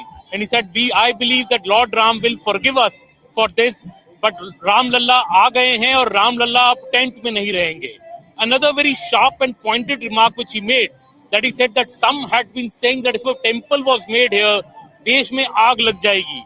That is what he said, ki Ram aag nahi hai, yahan to urja paida ho gayi hai. I think a very, very powerful statement by the Prime Minister. Also, when the Prime Minister said ki Ram sabke hain, Ram kisi ek ke nahi hai, Ram sabke hain. I think a message for greater communal harmony, a greater brotherhood in the country. I think the Prime Minister's speech scores on many of these points. I would also like to point to the point that, when he said कि ये मंदिर सिर्फ एक देव मंदिर नहीं है, ये मंदिर एक दृष्टि है भारत का दर्शन की, भारत के दिग्ग दर्शन का मंदिर है. So in a way, the Prime Minister saying that this is not just a temple. This is a temple for the country. This is temple for everybody. And the point that it has taken so long to build this temple, shows the that even after centuries of it has been taken, but the Sahenshilta of this country, the calm and the patience of the country has been exhibited in this temple. And Rahul, I was here. Actually, I came outside the media center. There are screens set up everywhere. People glued to the TV screen to listen to the Prime Minister. I have few people here, women wearing Well, saris Aman, of, let me come back to you in just a few minutes. We'll take a short break and I'll come straight back to you and get a sense really of the mood on the ground and the message that the people have taken from the Prime Minister's speech there. We'll take a very short break. Viewers will be right back. Don't go away.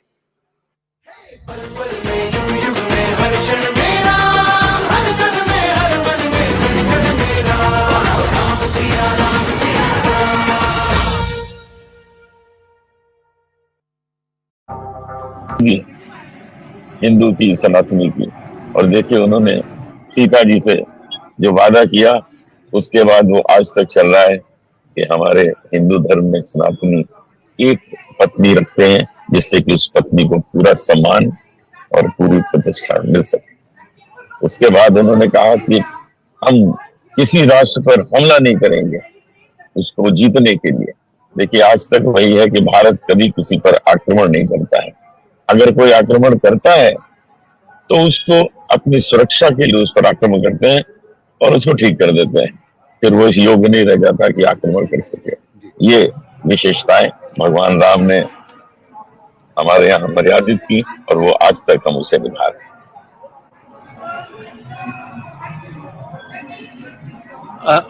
Anoop जी, आज का दिन हमारे लिए क्यों खास है?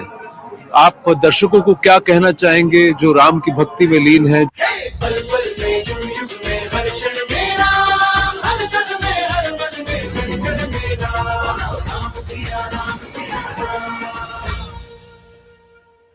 Viewers, at precisely 12:29:09 seconds, life was breathed into the idol of Ram Lalla. Performing the rituals as lead Yajman, Prime Minister performed the Shashtang Pranam, submitting himself and the nation to the service of the ideals represented by Lord Ram. Lord Ram is a deity who personifies moral values that are supposed to guide individuals and indeed even Bharatvarsha and the world to a higher purpose. Lord Ram is non-sectarian. He's a non-sectarian icon whose universal moral code allows him to transcend the limits of time, geography, and religious philosophies. Viewers, we know all of this. We know all of this because we have imbued this as a civilization, but it has taken 500 years for us as a nation to rehabilitate Ram. Perhaps we were blinded by a colonial dogma. And today we are seeing ourselves rid of that colonial baggage that had blinkered us into isms, a series of isms. And it is for these reasons, viewers, to rid ourselves of these isms that a battle has been waged against insurmountable odds for 500 years to rehabilitate Lord Ram. As Prime Minister Modi said, "Hamare Ram Lalla ab tent mein nahi rahenge," that our Ram Lalla will no longer reside in a tent but a Divya temple. Let's listen in to some of the Prime Minister's very evocative words today. 22 जनवरी 2024 का ये सूरज एक अद्भुत आभा लेकर आया है। 22 जनवरी 2024 ये calendar पर लिखी एक तारीख नहीं, ये एक नए काल चक्र का उद्गम है। गुलामी की मानसिकता को तोड़कर उठ खड़ा हो राष्ट्र, अतीत के हर दंश से हौसला लेता हुआ राष्ट्र ऐसे ही नव इतिहास का सृजन करता है। आज से 1000 साल बाद भी लोग आज की इस तारीख की आज के इस पल की चर्चा करेंगे। ये मंदिर मात्र एक देव मंदिर नहीं है, ये भारत की दृष्टि का, भारत के दर्शन का, भारत के दिग्दर्शन का मंदिर है। ये राम के रूप में राष्ट्र चेतना का मंदिर है। राम भारत की आस्था है, राम भारत का आधार है, राम भारत का विचार है, राम भारत का विधान है, राम भारत की चेतना है, राम भारत का चिंतन है, राम भारत की प्रतिष्ठा है, राम भारत का प्रताप है, राम प्रवाह है, राम प्रभाव है, राम नेति भी है, राम नीति भी है, राम नित्यता भी है, राम निरंतरता भी है, राम विभु है, विशद है, राम व्यापक है, विश्व है, विश्वात्मा है। Viewers, not just Bharatvarsha, but the world has a lot to learn from Ram's ideals that are the foundations of our Sanatan Dharma, and to get a better perspective of what the world can take away from our Indic civilization's Maryada Purushottam, let's speak to Lakshmi Puri, former Assistant Secretary General at the United Nations, former Deputy Executive Director of the UN Women's Program, former diplomat. Lakshmi Puri, very nice to see you. As I have stated, wonderful to be here at this moment. Yes, it is. It's an epical moment in its own way for not just Indians, but mankind, humankind, I would suggest. But Ms. Puri, fundamentally, we are pivoting towards an Indic Bharat that has rid itself of its colonial baggage, colonial ideological baggage. And that's significant, isn't it, today?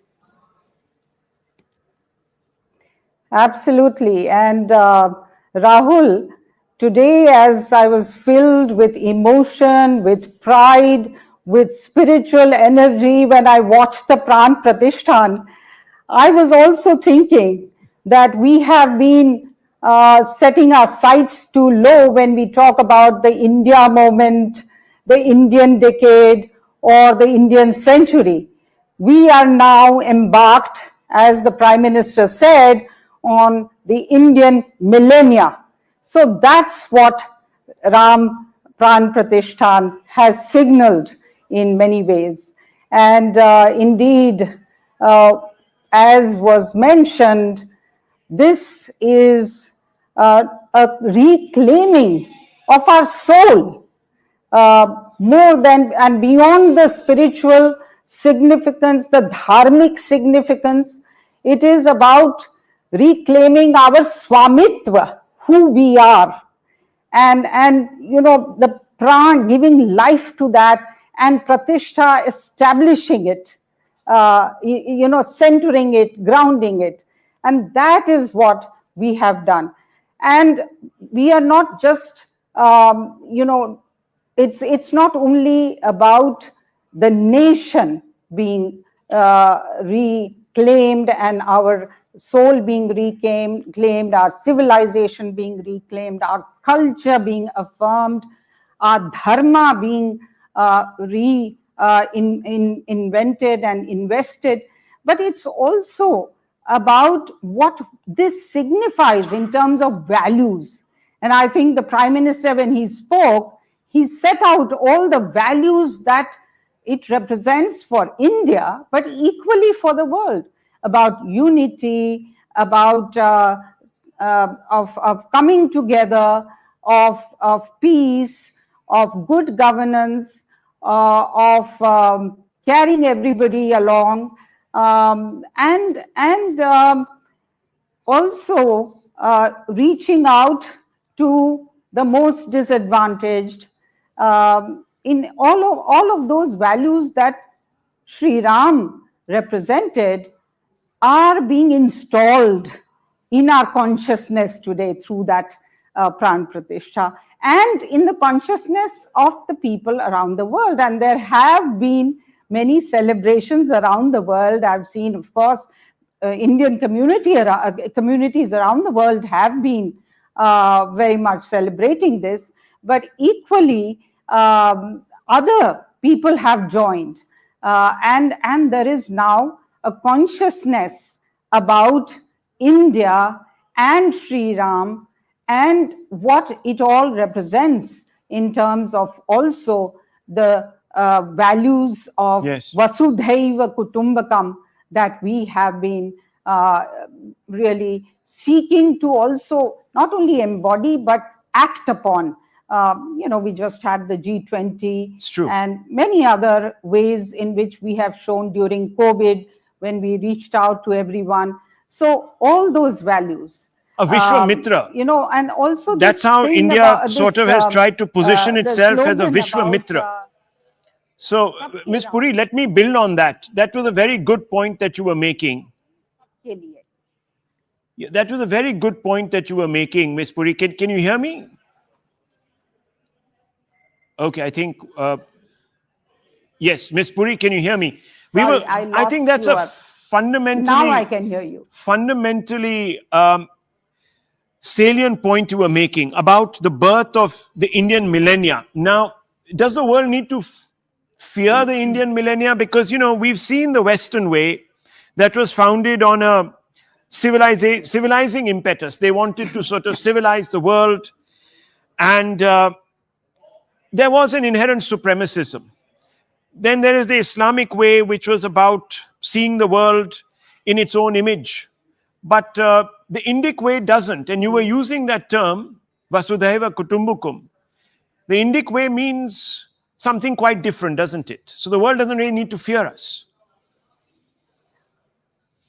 Not at all. India's reclaiming of its civilizational values and its own identity and its force is about soul force. It is also about the force for good rather than a force of conquest of the hearts, certainly, but it is also coming together.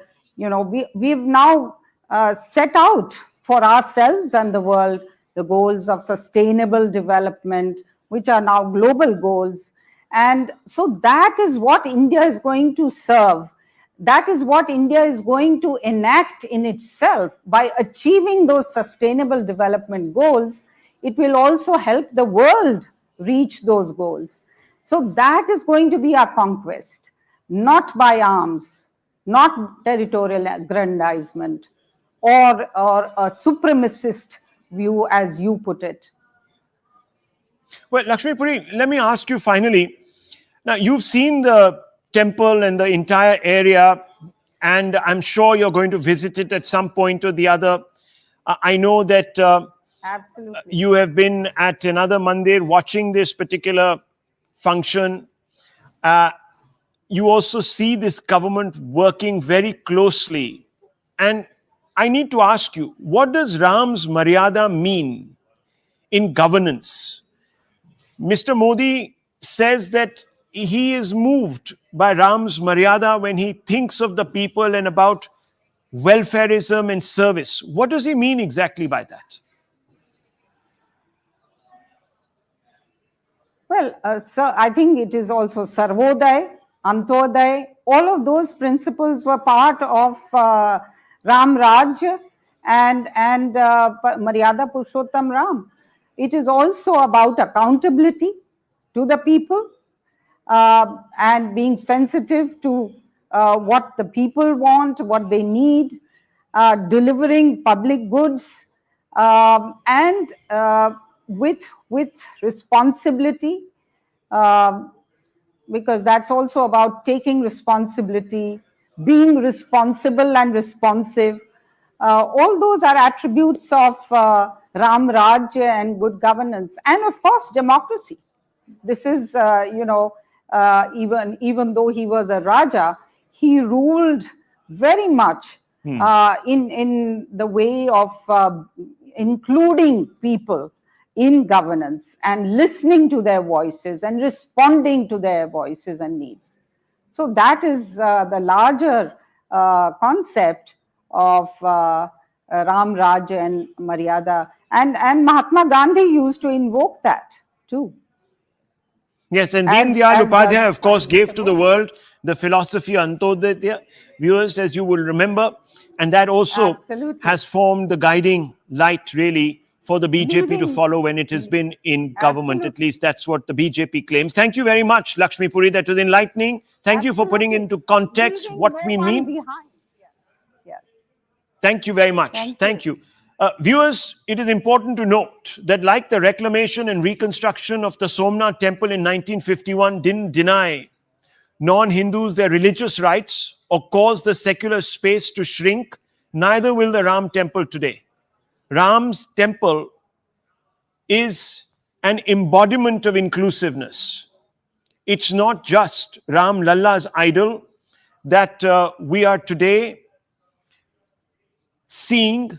This temple has several smaller shrines and temples and devotional niches for other very important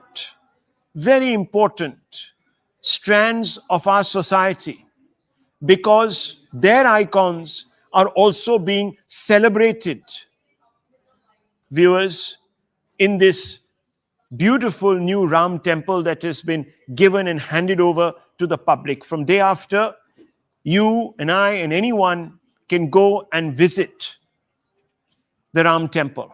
The Ram temple also establishes that the decolonization of Indian minds has begun.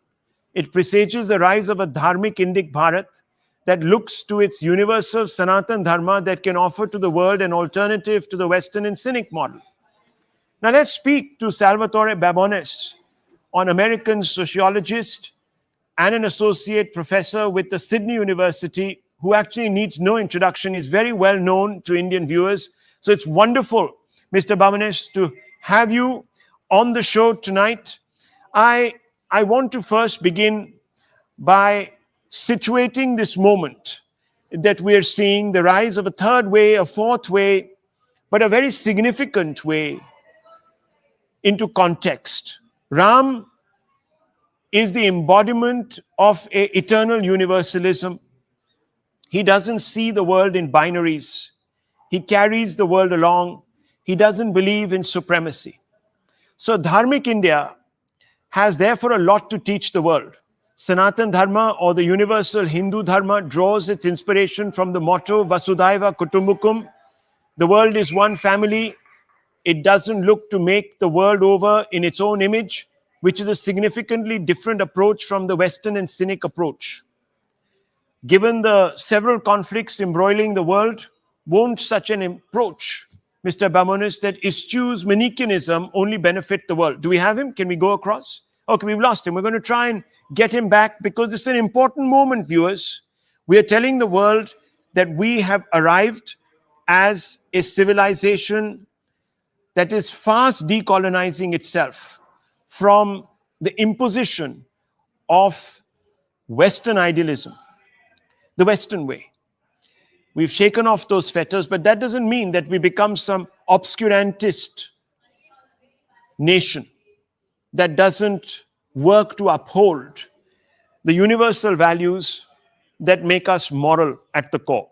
So fundamentally, that is. Now, let me just quickly, before I go back to Mr. Babones, let's go across to Yogi Adityanath, who also spoke today on the same themes. Let's listen in.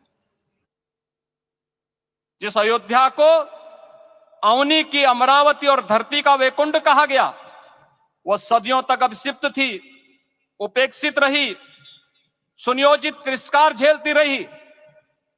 अपनी ही भूमि पर सनातन आस्था पद्दलित होती रही, चोटिल होती रही, किंतु राम का जीवन हमें संयम की शिक्षा देता है और भारतीय समाज ने संयम बनाए रखा। लेकिन हर एक दिन के साथ ही हमारा संकल्प और भी दृढ़ होता गया और आज देखिए पूरी दुनिया अयोध्या के वैभव को निभा रही है। हर कोई अयोध्या आने को आतुर है।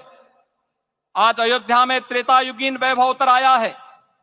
दिख रहा है यह धर्मनगरी विश्व की सांस्कृतिक राजधानी के रूप में प्रतिष्ठित हो रही है। पूरा विश्व दिव्य और भव्य अयोध्या का साक्षात्कार कर रहा है। प्रभु राम की कृपा से अब कोई अयोध्या की परिक्रमा में बाधा नहीं बन पाएगा। अयोध्या की गलियों में अब गोलियों की गड़गड़ाहट नहीं होगी, कर्फ्यू नहीं लगेगा।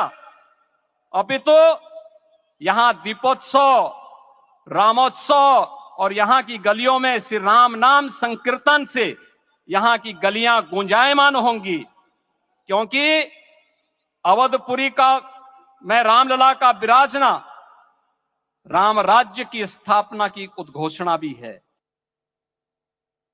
प्रभु राम की कृपा से अब कोई अयोध्या की परिक्रमा में बाधा नहीं बन पाएगा। अयोध्या की गलियों में अब गोलियों की गड़गड़ाहट नहीं होगी, कर्फ्यू नहीं लगेगा। अपितु यहां दीपोत्सव, रामोत्सव और यहां की गलियों में श्री राम नाम संकीर्तन से यहां की गलियां गुंजायमान होंगी, क्योंकि अवधपुरी का मैं रामलला का विराजना राम राज्य की स्थापना की उद्घोषणा भी है। Let's go straight across to Siddhant for more on this. Siddhant, what's happening exactly at this moment in Ayodhya? We saw the Prime Minister, of course, move out of the venue, and now we're told that he might be heading out to the airport, but there is a significant number of people gathered there, especially notables and celebrities and many influential people. Are they going to now be able to go and pay their darshan? Well, that's right, Rahul. The event is almost over. In fact, the guests have started leaving the Ram Janmabhoomi. In fact, I'm right at the gates of Ram Janmabhoomi, and I would do commentary on what I'm seeing here right now. But look at the vibe here outside outside Ram Janmabhoomi. On both sides of the road, there is a sea of people, those who are waiting for Ram Lala's darshan. They are not only from Ayodhya, but in fact, they have come from different parts of the country. Sea of people, maybe in thousands, from the start of Rampat, that is Mangeshkar Chowk, to the place where I'm reporting from. Almost a 3-kilometer long stretch is full of people to seek darshan of Ram Lala. And Telling right me, now, Siddhant, the that dignitaries, the VIP, the faithful there can actually offer their darshan right now in the next few hours, or will these people have to come back tomorrow or day after? Well, Rahul, honestly, there is less clarity on when the gates of Mandir will be open for the normal citizens, because highest level of VIP protocol has been put in place here. Given Prime Minister Modi is still at the event, Chief Minister Yogi Adityanath is still at the event. UP Police is facing a lot of challenges in handling people right now, because a sea of people have come to Ayodhya. In fact, they weren't expecting Well, we're also getting pictures of the Prime Minister showering flowers on those who have attended this particular function. They've been there, of course, since the early hours of the morning. But I want to go across to Mr. Salvatore Babbons, who's joined us.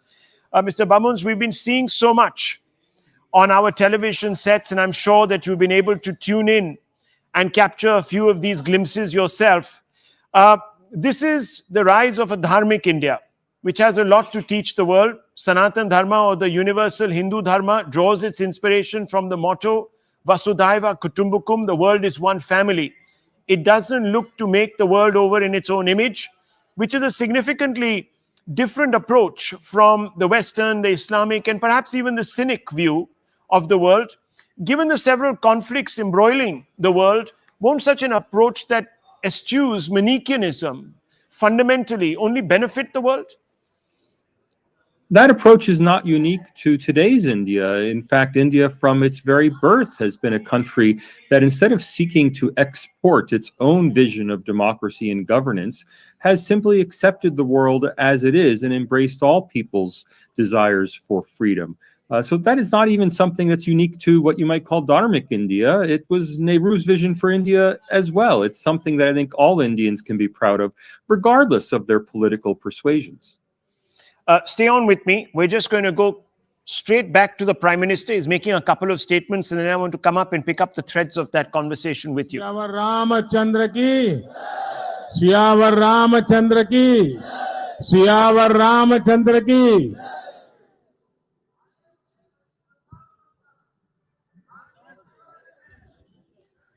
धन्यवाद sir. Well, the Prime Minister is spending a few moments thanking all those who have actually worked and toiled laboriously under very exacting deadlines to get the temple completed. Let's go back to Mr. Babons. Mr. Babons, Hindus believe that India is secular because Hindus are inherently inclusive by nature, and that's why we have been able to evolve as the nation that carries everyone along. Hindus are guided by the mantra Ekam Sat Vipra Bahuda Vedanti, which means the truth is one, but wise men describe the same differently. If the world wasn't driven by supremacist ideologies, but one that accepts diversity like the Indic way does, we perhaps would have forestalled almost 90% of the most destructive wars that have visited humankind. How much would you agree with this? There's a large amount of truth behind that, but the truth is in the fact that there's no such thing as what Westerners like to call Hinduism, that it's not an ideology. Instead, the Hindu faith is an amalgam of many different allied faiths or faith groups that have often very different ideas of what the sacred means. And that's why if you go to even the Ram temple that's just been built, as you were just describing, there are icons or murti of other figures embedded in the same temple. And that, of course, every Hindu temple I've ever been to has elements of respect for other strands of Hindu faith besides the dominant strand at that temple. And I think that's what's really crucial to understanding India's embrace of democracy, is its inherent necessity to respect people regardless of their specific forms of faith, but instead to be broadly ecumenical, and much more so than we see in Western countries. Anyone who's studied the history of Europe will know about the very vicious wars between people who you might think of as having the same religion: Greek Orthodox, Protestants, Catholics, different sects of Protestantism who fought civil wars over tiny differences of interpretation of the Bible,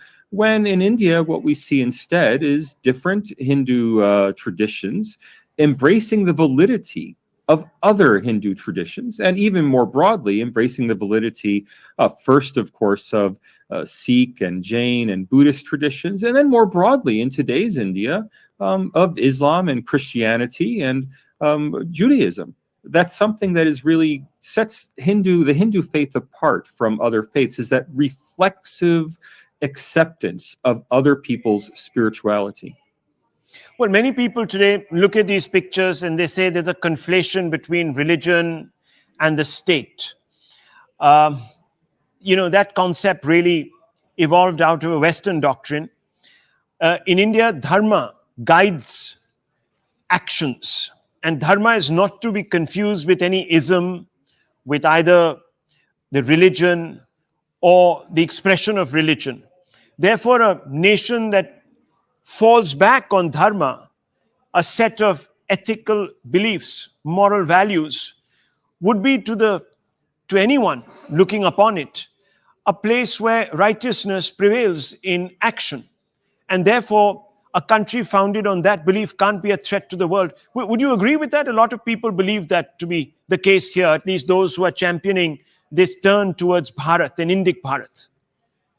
I actually would disagree with the conventional wisdom here, in that what we're seeing in the opening of the consecration of the Ram Mandir is a confluence between religion and politics. Now, religion and politics mixing is not the same thing as the religion and the state mixing. In places in India where the state actually administers Hindu temples, that is a conflation of religion and the state. And I think that is a basically unhealthy aspect of those states that have that approach. Instead, what we see here is religion being used as a political symbol. And that is something that is, I think, much more appropriate appropriate. Politicians all over the world want to embrace the religious faiths of the people they represent. And that means not only Narendra Modi embracing the religious faith of Hindus, but I strongly suspect that if Mr. Modi were invited to open or to participate in the opening of a new mosque, well, I think the Indian people would be very disappointed in him if he refused on the grounds that he is not Muslim. Now, Muslims may or may not want to invite him to participate in the opening of a mosque. That's, of course, for Muslim leaders to decide. But when it comes to politics, politicians all over the world simply want to get the votes of their people. They want to represent their people. They want the opportunity to reach out to the people they represent in every way possible. And India is no exception to that general rule. I don't think we should invest this with some kind of epic civilizational meeting. I think it has much more to do with politicians wanting to reach out to the people they represent. I think that's a very interesting way you've put it, because in the West constantly, for example, in the country that you originate from, in America, the president takes oath of office by swearing on the Bible. On your currency notes, you have the legend or the motto, "In God we trust," and so on and so forth. So people could say that America is a Christian nation. It's not a Christian state, but is also a very secular democratic country, which India can easily evolve to, even if it embraces its majority religion. Well, let me give you a different example. Here in Australia, where I live, Hindus now make up something like, I think it's 3% of the electorate and rapidly growing. And every time a Hindu temple opens, every Australian politician wants to be there at the opening to make a speech. Not Hindu politicians, Australian politicians. Why? Because the people who are engaging in these activities are Australians. And in the same way, the people who are participating in the opening of the Ram Mandir are Indians. And it's no surprise that Indian politicians, at least it seems some Indian politicians, want to be there to support them. The only surprising thing to me, is that Congress decided to stay away from this event because it saw it somehow as a BJP event instead of seeing it as an Indian event. But I'd really like to bring this down. I mean, I know people want to talk about the grand level of civilizational development, but to me, this is all about, everyday life. Everyday life. Elaborate on that. That's a very interesting point, because, unfortunately, whether we like it or not, and people are, of course, entitled to their view, but dirges have been written in our newspapers this morning about why we should fear the rise of political Hinduism, so to speak. Look, how many Indians greet each other with Ram Ram? How many people recite a mantra with Hare Ram in it? This is simply part of life for many devotees. And when I say many, I mean hundreds of millions, if not upwards of 1 billion people. Well, you have to respect that. And respect for people's religious beliefs is part of what it means to be a politician in a democratic society. Now, the test will come if and when a leader associated with the BJP or with some other party that's identified more closely as closely with the Hindu faith is invited to celebrate a mosque opening or a Muslim religious event. And my hope is that they will attend, because again, they're there for the people. This is a matter of what people want, not a matter of what politicians want, what the nation wants, what the state or civilization wants. Ram is part of the everyday life of hundreds of millions, if not over 1 billion Indians. And if Ram is part of the everyday life of people, politicians have to be there. Mr. Bamunds, of course, the government of the day is agnostic when it comes to devising its policies. So it's very important to note that it is not guided by religious considerations when it is dispensing welfareism or policies that could benefit people along sectarian lines. And I think that till the government sticks to that formula, it will continue to uphold dharma in its entirety. Well, as well it should. Dharma is not even specifically a Hindu concept, although it is most closely associated with people of the Hindu and Buddhist faiths. That a government should uphold Dharma is no more surprising than if I were to say a government should uphold a duty to righteousness. The fact that the word has become invested with a kind of religious aura, and I know for most Indians it is a religiously charged term, does not mean that it can't be used in other ways. This is really, I keep coming back to this fact, this is really about the practicalities of everyday life and what everyday people want from their lives and from their government. And I think a government should give people what they want. Obviously within the bounds of propriety, within the bounds of civilized society, but there's nothing about the Ram Mandir that should be ashamed of. This is a fantastic day for people of the Hindu faith. It's a fantastic day for Ram devotees. And my hope is that Muslim and Christian and Buddhist and atheist Indians will see it that way, as a day of celebration, just as Christmas is celebrated in India, despite the fact that very few Indians are Christian. Nonetheless, it's something we all celebrate because we all appreciate the good faith behind it. Well, these are important words. Thank you, Salvatore Babones, for your exposition. They're important words for the left here in our country, especially the Congress party. Keeping away from a function such as this actually imbues it with a political hue, not boycotting it. We'll very quickly return, viewers, after this short break. Don't go away.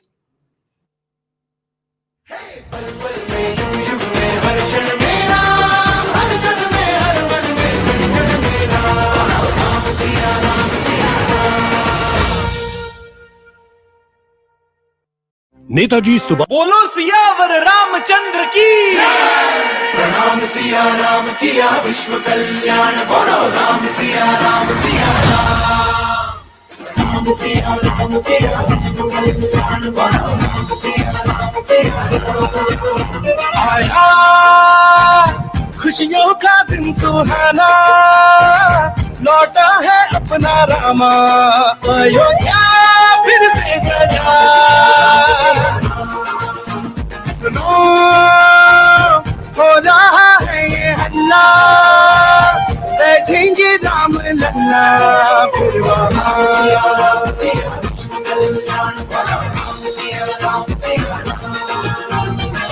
हर हर हर दर पे दिया तू जला दे चल थल सरहद पे भगवान लहरा दे आया है छाया है मन में समाया है यहाँ भी वहाँ भी जाए तू जहाँ भी गूंजे पल पल में युग युग में हर क्षण में राम हर तन में हर मन में कण कण में राम पल पल में युग युग में हर क्षण में राम हर तन में हर मन में कण कण में राम राम सिया राम किया विश्व कल्याण राम सिया राम सिया राम सिया राम किया विश्व कल्याण राम सिया राम सिया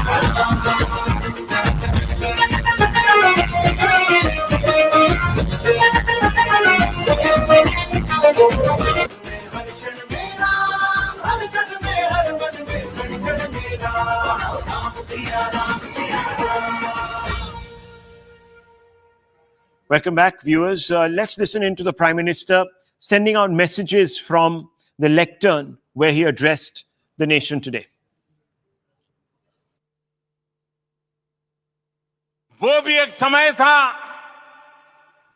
जब कुछ लोग कहते थे कि राम मंदिर बना तो आग लग जाएगी।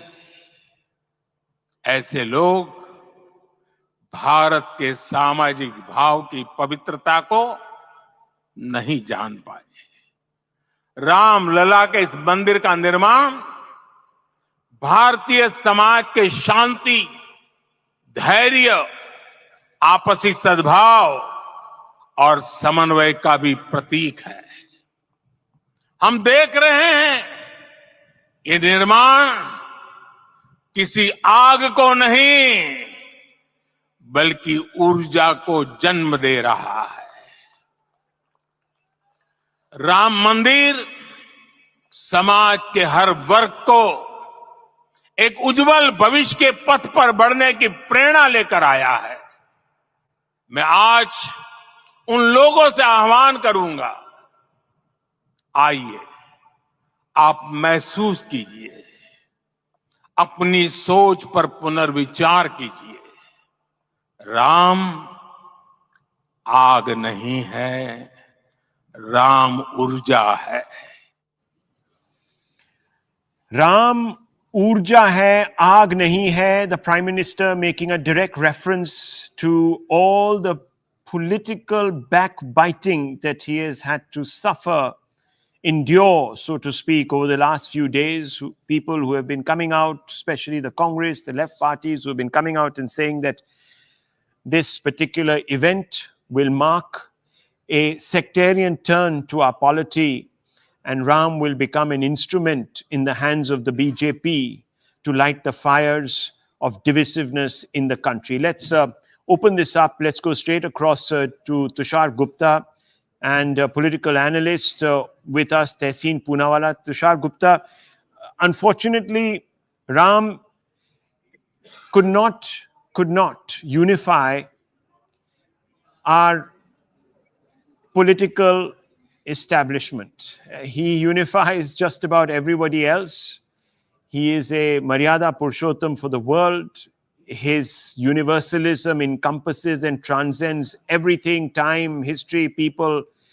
Call it what you want, but unfortunately doesn't transcend the political divide in this country. How do you see that? The Prime Minister referring to it today. I would not say that the unification has failed. I would say that the opposition in India, unfortunately, is not worthy enough to be called to Ayodhya. That is how I see it. Not a single tweet by the Congress party, not a single tweet by any other opposition party, though ironically, many junior leaders and spokespersons of the Congress have been expressing their happiness over the Pran Pratishtha, including the Karnataka Deputy Chief Minister D.K. Shivkumar. But Rahul, you know what? In the modern history of Hindu civilization today, Narendra Modi has embedded himself in every page, word, and alphabet through his relentless service as a sevak first, then a kar sevak, then a chief minister, and today a prime minister. He has become the Mahasevak, the sevak of a billion sevaks. He is the chosen one. I mean, we are fortunate to witness this in our lifetime. Everyone you speak to, be it a celebrity or be it a common man on the road, they say that we are fortunate to experience this in our lifetimes. But imagine the destiny of the man who was chosen to usher in this moment for a billion Hindus. After centuries and 5 centuries of threats, misguidedness, demeaning of our religion. In our history, we have had several queens, kings, queens, and warriors. But from today onwards, Narendra Modi's name will be remembered as we remember the name of, say, Chhatrapati Shivaji Maharaj.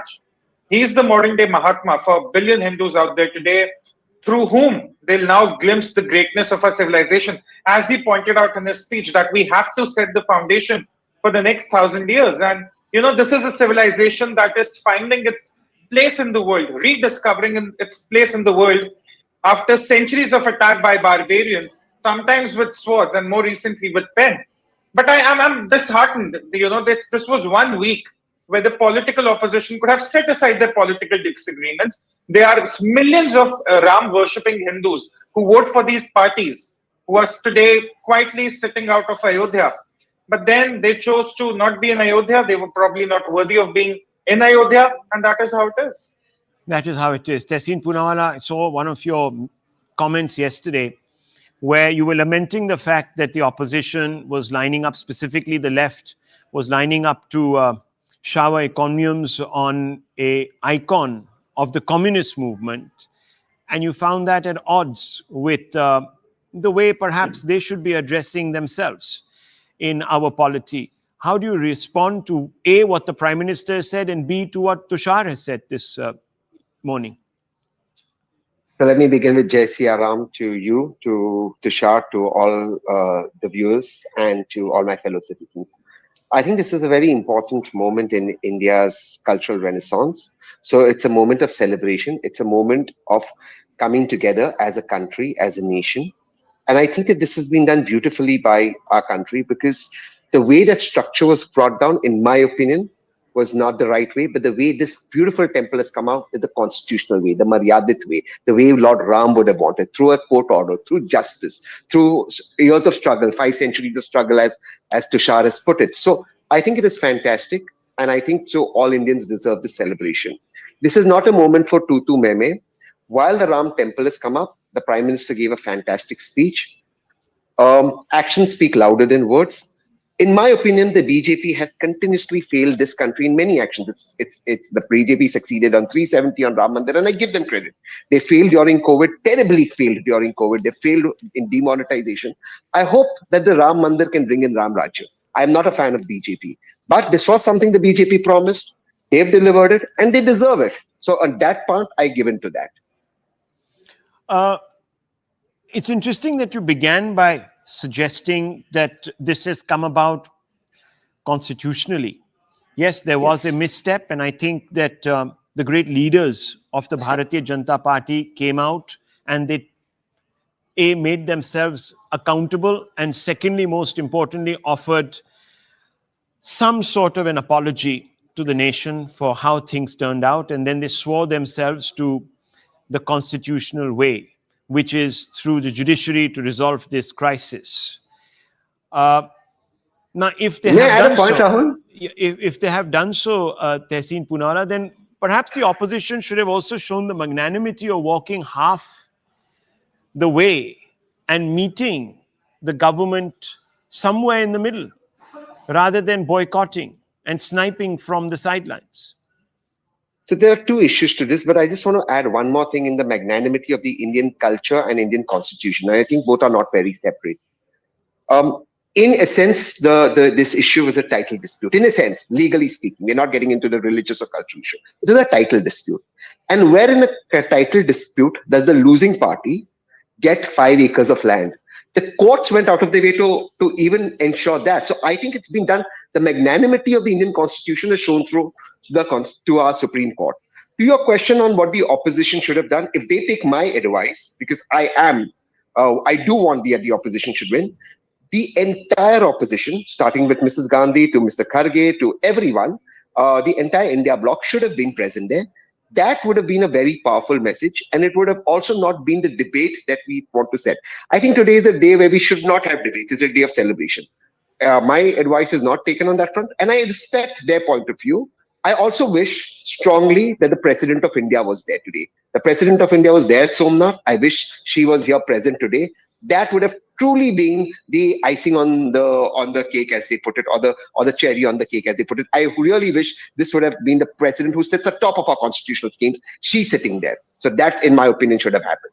Well, the Prime Minister has performed the duties of the lead Yajman, viewers. You saw him prostrating before Ram Lalla, obviously propitiating the Lord for injustice, viewers, at the end of the day. 500 years of injustice that was heaped upon him.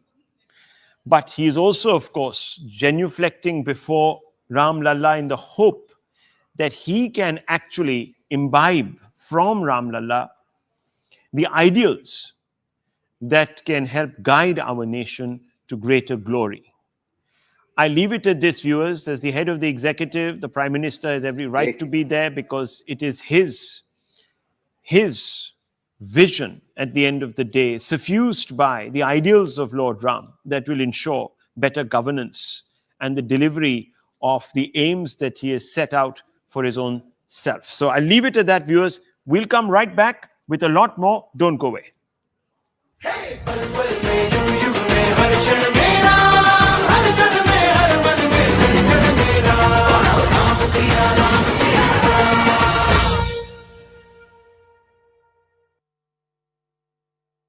Netaji Subhash इस दिन के इंतजार में दशकों से ये आंखें तरस गई। आएगा ये तो विश्वास था, अब जो तू यहाँ लौटा है। स्वागत गान गाए जिसके लिए मन में गंगा जिसके हाथ में है।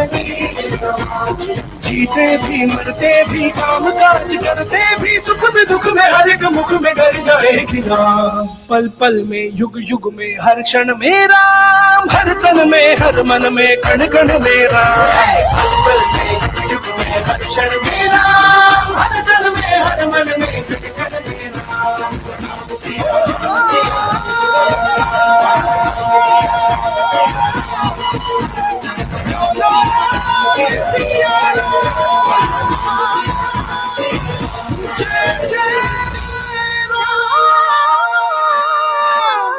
बोलो सियावर रामचंद्र की प्रणाम सिया राम किया विश्व कल्याण बोलो राम सिया राम प्रणाम सिया राम किया विश्व कल्याण बोलो राम सिया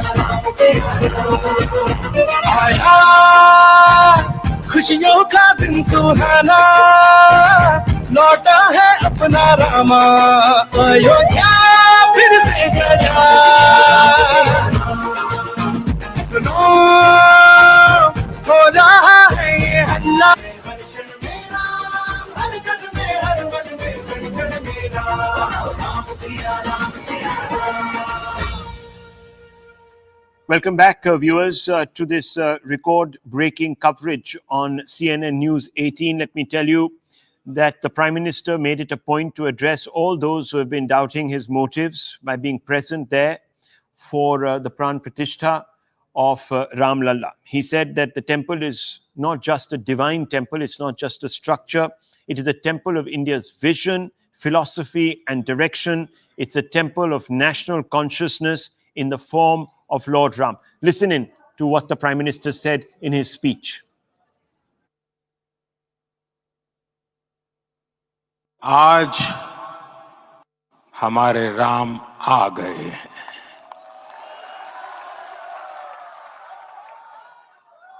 सदियों की प्रतीक्षा के बाद हमारे राम आ गए हैं। 22 जनवरी 2024 का ये सूरज एक अद्भुत आभा लेकर आया है।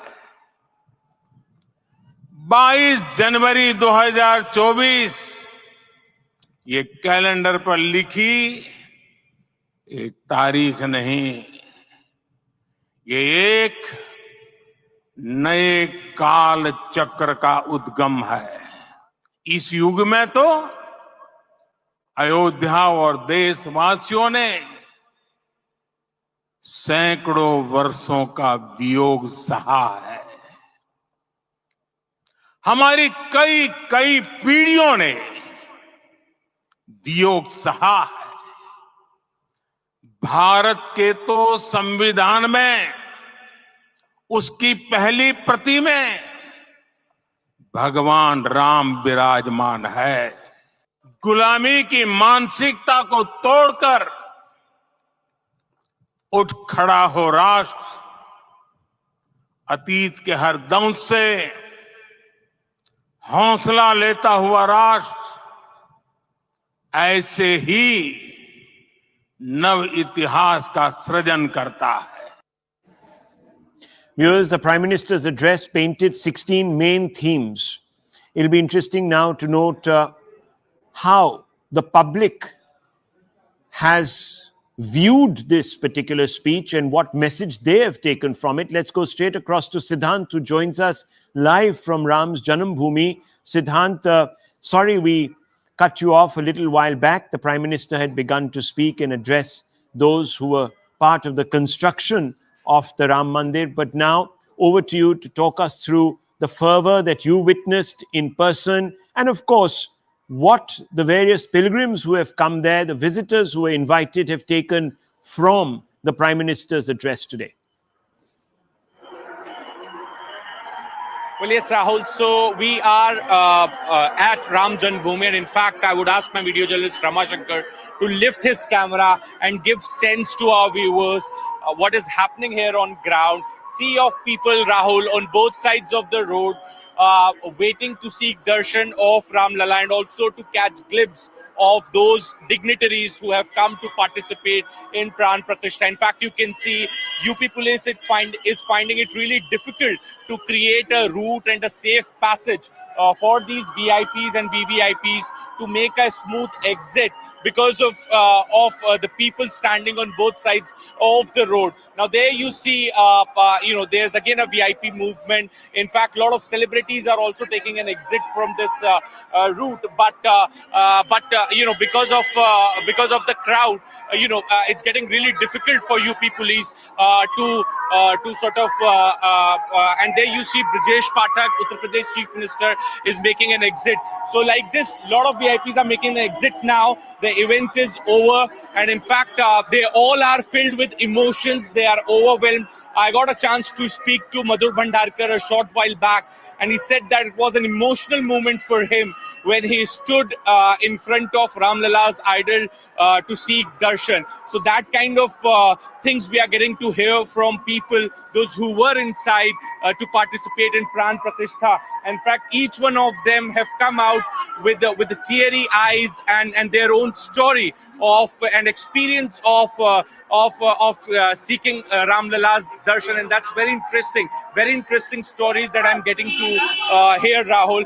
But right now, the Ram Path is fully jam-packed, Rahul, and I hope I'm able to establish that through my camera lens. Both sides of the road, there are people, and in fact, it's getting really difficult for police to create a passage for the vehicles to move. So this is a fan following of Ram Lala, perhaps the biggest celebrity that this bird has ever seen. There's a 3-kilometer long queue here, Rahul, in Ayodhya. Both locals and people coming from outside the Ayodhya to do darshan of their beloved Ram Lala. Back to you. Thanks indeed, Siddhant, for that update. Viewers, of course, we've seen some historic images being broadcast today on January 22nd. What a day it's been, an epical moment in the history of India's civilization. It's a continuum we can now trace back uninterrupted to the time when Lord Ram appeared to provide us a direction, a dharma, and through his Maryada, of course, viewers, the Indic civilization has risen and has influenced the culture of the world. I'll leave it at this. A lot more coming up by the way of updates and reactions to this very important event.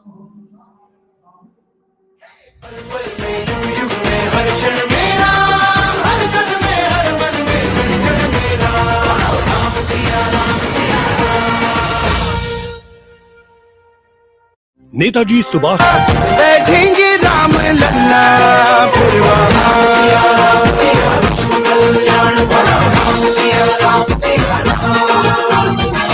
हर हर हर दर पे दिया तू जला दे, चल थल सरहद पे भगवान लहरा दे। आया है, छाया है, मन में समाया है, यहाँ भी वहाँ भी जाए तू जहाँ भी घूमे। पल पल में युग युग में हर क्षण में राम, हर तन में हर मन में कण कण में राम। पल पल में युग युग में हर क्षण में राम, हर तन में हर मन में कण कण में राम। राम सिया राम तेरा विष्णु कल्याण पाओ, राम सिया राम सिया राम सिया राम तेरा विष्णु कल्याण पाओ, राम सिया राम सिया राम।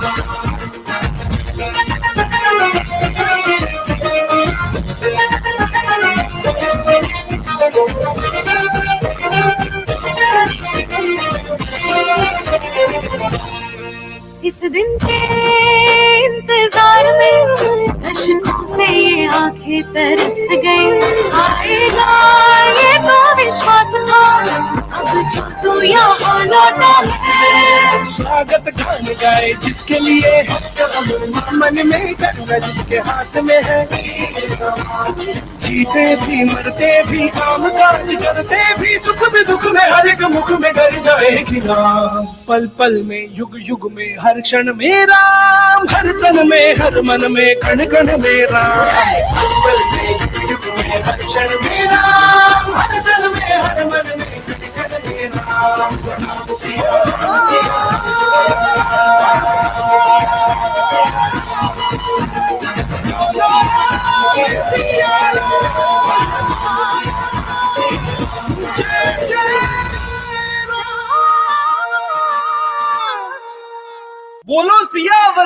रामचंद्र की प्रणाम सिया राम में हर क्षण में राम, हर कदम में हर मन में हर क्षण में राम सिया राम सिया राम।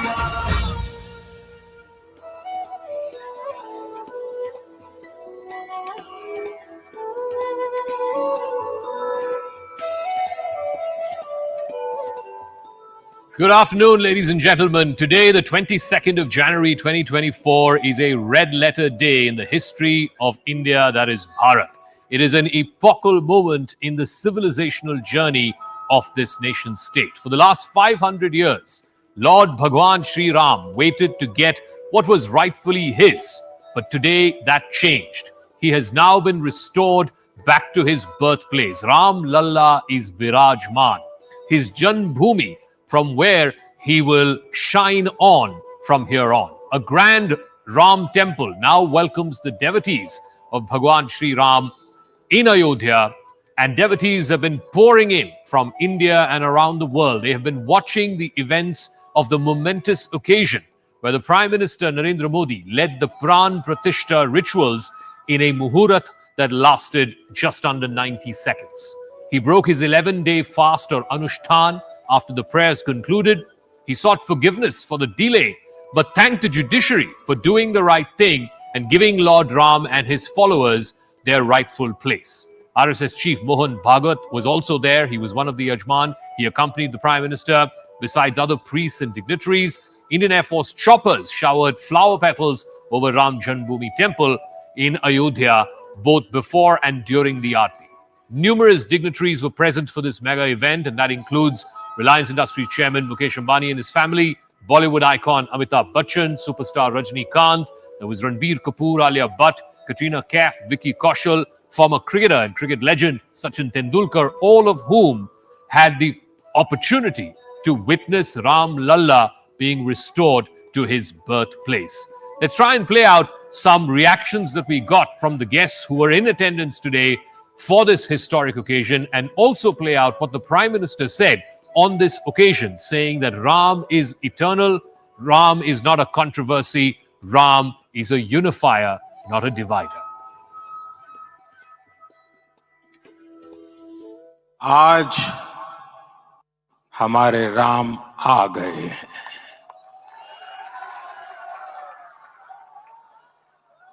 सदियों की प्रतीक्षा के बाद हमारे राम आ गए हैं। 22 जनवरी 2024 का ये सूरज एक अद्भुत आभा लेकर आया है।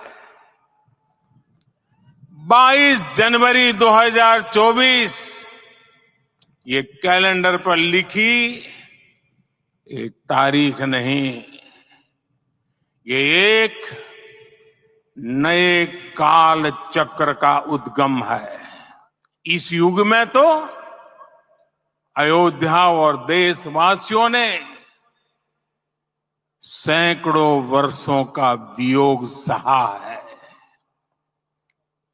हमारी कई कई पीढ़ियों ने वियोग सहा है। भारत के तो संविधान में उसकी पहली प्रति में भगवान राम विराजमान है। गुलामी की मानसिकता को तोड़कर उठ खड़ा हो राष्ट्र, अतीत के हर दंश से हौसला लेता हुआ राष्ट्र ऐसे ही नव इतिहास का सृजन करता है। All right, let's go across to our special guests who are joining us this evening. Yash Shuale is the former Hindu Society president at the University of New South Wales. He's joining us from Sydney. Rangarajan Narasimhan is founder of Our Temples, Our Pride, Our Right. And we'll also be joined by Suhage Shukla, who is the executive director with the Hindu American Foundation. Yash Shuale, what does this moment, when you saw the pictures of the Ram Temple inauguration, the Pran Pratishtha, the Prime Minister leading the rituals, and finally the deity, Ram Lalla, becoming Virajman, what was going through your mind? What were the emotions that people around you were feeling? And what does this moment mean for India, that is Bharat? I think definitely it is a overwhelming moment. It's 500 years of struggle of our civilization, and we can see everyone. I can see everyone in Sydney is very happy. There are strangers meeting each other, saying Jai Shri Ram. So it really has brought the community together, and everyone knows the struggle. Everyone knows the sacrifice that has happened. So everyone is celebrating that today. Suhak Shukla, the Prime Minister, spoke on the occasion and he said, Ram is not a dispute but a resolution. Ram never divides. He stands for inclusion. Ram is constant. Ram is a Vishwatma. How do those words speak to what has been a 500-year-long wait? That wait was a contested one. There were episodes and chapters of that wait which were sometimes even violent. The words of the Prime Minister that Ram is a unifier, not a divider, that Ram is not a controversy, Ram is a resolution. How does that speak to this 500-year-long wait? I think it's a reflection of our Bharatiya ethos, one of ekam sat vipraha bahuda vadanti, that the truth is one, but the paths are many. And that provides such a formula for peaceful coexistence. And this consecration, in his words, really signal kind of a closure to an untended wound. I know there's a few more in the pipeline, but I really think that that's the message that India has been for millennia, and it's the path forward, and that's how India is going to lead the world in the next millennia. All right, Rangarajan Narasimhan is also joining us. If you can just take us through, the rituals itself. You saw Prime Minister leading the ceremonies there. There were multiple priests. What was the significance from a spiritual, religious point of view for the rituals that were undertaken today, and how is it from here on out now when it opens for public darshan? I believe from the 24th it will be open for public darshan. The living embodiment of the deity, how does it transform? How did it transform through the course of the last 10, 11 days from when this Pran Pratishtha rituals began? Jai Shri Ram. We can keep saying Jai Shri Ram, isn't it? It is so pleasing to our ears to say Jai Shri Ram without any fear or anything. The Prana Pratishtha has completed. It marks an era, definitely, as Prime Minister Modi ji said. It is very, very heartwarming to see Ram Lalla back in his temple where he is rightly to be, from where he was there in tent. I visited Ayodhya several times earlier, and every time we see Ram Lalla in the tent, it pains a lot. And now that pain has been removed from our hearts, and it is actually more a tribute to all those people, all our ancestors who have shed their blood and given their lives to ensure that Sri Ram deserves where he has to be. Ram went vanvas for 14 years, and then he ruled the kingdom for nearly 11,000 years after that. I wish this new era marks another 11,000 years in the history of mankind. The question that we ask is what goes about the Prana Pratishtha. The Prana Pratishtha is done. It is open for public. This will have to rejuvenate the Sanatana Dharma that has gone dormant for several years.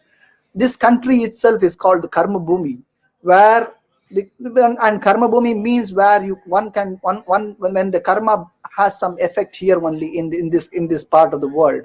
So all Shastras, Vedas says that one can reach God in many paths, and one of that is through Karma Yoga, and such a fantastic start which is given by the Honorable Prime Minister and everybody who has shed their lives. Okay. And the Prana Pratishtha is done, and the religious ceremonies are done. It was done as per a religious text that the Raman and the Sampradaya has been following, and we have to honor that.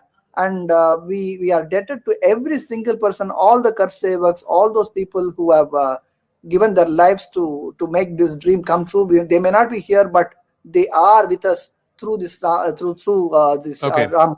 Suhak Shukla, one of the things, and I think Rangarajan Narasimhan also referred to this, that the wheels of time are turning. The Prime Minister made that in his speech as well, made that statement in his speech as well, that Kal Chakra Badal Raha Hai, this is the beginning of a new dawn. What may this moment mean for the future journey of this civilizational state that is Bharat? You know, I think for so long we've had a tumultuous history, especially for the last 1,000 years, and the kind of chosen technique to try to deal with it was to brush it under the rug. And perhaps that was with the intent of ensuring that Hindus and Muslims and Christians could live peacefully together, and we have for the most part, but you cannot just sweep things under the rug. You have to tell the truth. The reason the truth is important, especially historically, is so that we don't repeat mistakes of the past. And I think that what we saw, the Supreme Court, we saw that the wheels of justice, especially when done in peaceful manner through the courts, can provide reparations. And that's what this is about. It's about a wrong that was done 500 years ago. There are other wrongs that were done that we can still see to completion. That provides the kind of closure so that both sides can move forward with kind of a clean slate, clear conscience. And that's what I believe that he was referring to. Yashwale, you know, when you speak to your friends, and I'm sure, you know, you're watching this with your non-Indian origin friends as well there in Australia, what is the level of interest that you're seeing among them? And how do you explain the significance of this moment to someone who is not from an Indian ethnicity or Indian background? I think to explain it to someone not from Indian background is as simple as there's a struggle of a civilization that has lasted for 500 years. And the culmination of that is what we see today. And as far as my friends are concerned, it's the first time I'm seeing them be so attached to their culture in this moment, in living in Australia. So it has definitely been something that has brought everyone together, including the younger generation. And this is not being viewed from its recent history, which was controversial, which was disputed. There were legal issues that had to be sorted. There were episodes of it which were violent as well. None of that is being a sort of tarnishing or coloring the way today's events have been seen. But there definitely is a hint of that in world media. However, as Hindus, the Hindu organizations are very clear in communicating to other fellow Hindus that, you know, it is indeed a long struggle and there's been both sides of the story. Suhak Shukla, what Yash referred to, and if you look at, you know, coverage amongst mainstream press in the West, they are viewing it from a very different lens from how it is being viewed here in India or how it's being viewed amongst large sections of the diaspora even. How do you correct that? Can that be corrected? I think it can. I think those of us who know the history, those of us who trust that archaeological evidence and literary evidence has shown that there was indeed a temple below the previous Babri Masjid Mosque, and even just knowing that this is the sacred site that was for thousands of years a place that Hindus, Sikhs, and others came to pay homage, that we just need to keep sharing those stories. What this reflects, what's been really frustrating, I think, is that history somehow just began in the 1990s, according to the Western media. There's absolutely no acknowledgement of what the Supreme Court found in its final decision. So it's just incumbent upon us at the Hindu American Foundation, and also all of us as just regular everyday Hindus, to share the actual story of what has occurred. And I've found that if we can brush away kind of the politics of this, and we can't deny that media has been politicized, many reporters see their role more as an activist than actually conveying what's happening on the ground, then the average person can understand that when you give parallels. So in the United States, for instance, Native Americans have been denied their sacred land by the federal government in some situations, and also by private companies. And for the most part, the media is very sympathetic to their plight. We see the same sort of sympathy for Native Americans who are held in Christian schools and abused in Canada, even in Australia. So if we don't speak up for ourselves in our history and what was denied to us, then we're going to continue seeing this reportage. If enough of us speak up, then the media is going to be left with no choice but to have to report that. Rangarajan Narasimhan, the Prime Minister referred to this as well, and so did Mr. Mohan Bhagwat, the Sarsang Chalak of the RSS, that don't make this into a moment of triumphalism. This is not the victory of one set of citizens over another set of citizens. Whatever has happened through a period of time. These are historical wrongs which are getting corrected. That is not a reflection on the current generations, or that's not a reflection on the current populations, no matter what faith they represent or what faith they believe in. So how does one guard against this becoming some kind of an us versus them kind of a moment, or a moment of triumphalism where one community prevails over the other? It's always about Sri Ram's triumph, nothing else. It's not about people. You can take a leaf out of Sri Ramayana itself. When Ram killed Ravana, he did not take over the place. He gave it back to Vibhishana, and then he ensured that Vibhishana rebuilt the whole country back to where it is, and they gave a place to Asuras. So Rama's life itself is an example for all of us, and if we only follow what Rama had lived through, his 16 gunas that was described at the very first sloka by Valmiki and Narada, if we all start learning those things, instead of just looking at the story as a story and then look into the controversial areas of that, if we look into the aspects of what Rama represented, what Rama lived for, and what Rama demonstrated as a human being, then I'm sure that there is no question of having any one upmanship or anything for that matter. Okay. Rama had a wonderful quality that he felt the misery of others as if it's his own misery. Not only the joy as his own joy, but as misery as his own misery. We as descendants of Sri Rama must do the same thing as what Sri Rama would have done by this time, but what he did for Sri Lanka at his time, and we should just do the same. So it's not a question of winning over somebody. It is only a question of ensuring that the right thing is done for the right reasons in the right way. Okay, we'll leave it at that. Rangarajan Narasimhan, Suhak Shukla, and Yash Wale, thank you very much for joining us on this special broadcast. We're going to take a quick break, but when we come back on the other side, we will be bringing you excerpts from what was a very powerful speech that was made by the Prime Minister. He was at his oratorical best, and he underlined the importance of this moment, speaking about Ram and how Ram has become the embodiment of the spirit of Bharat. That speech we will play right on the other side of this quick break. Stick around.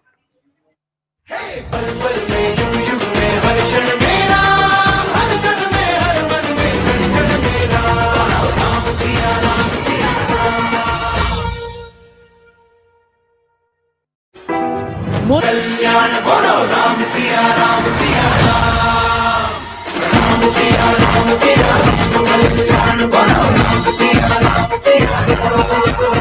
आया खुशियों का दिन सुहाना, लौटा है अपना रामा, अयोध्या फिर से सजा।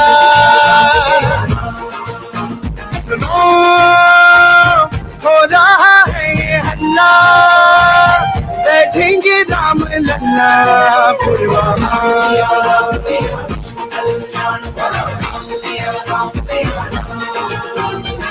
हर हर हर दर पे दिया तू जला दे, चल चल सरहद पे भगवान लहरा दे। आया है छाया है मन में समाया है, यहाँ भी वहाँ भी जाए तू जहाँ भी घूमे।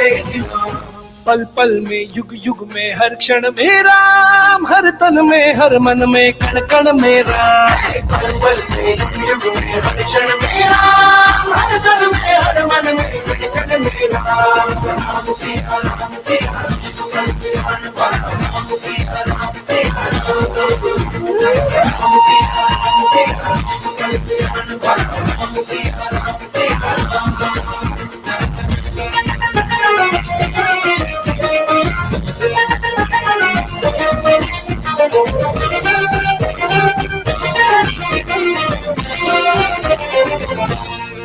इस दिन के इंतजार में अश्कों से ये आंखें तरस गई, आएगा ये तो विश्वास था, अब जो तू यहाँ लौटा है। स्वागत गाने गाए जिसके लिए मन में गंगा जिसके हाथ में है, जीते भी मरते भी काम काज करते भी, सुख में दुख में हर एक मुख में गर जाएगी राम। पल पल में युग युग में हर क्षण में राम, हर तन में हर मन में कण कण में राम। पल पल में युग युग में हर क्षण में राम, हर तन में हर मन में कण कण में राम।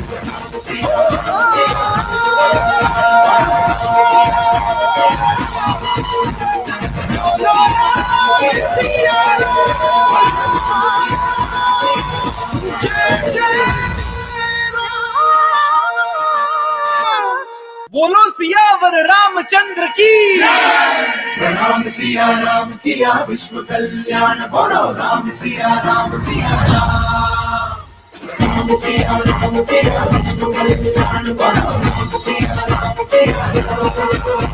आया खुशियों का दिन सुहाना, लौटा है अपना रामा, अयोध्या फिर से सजा।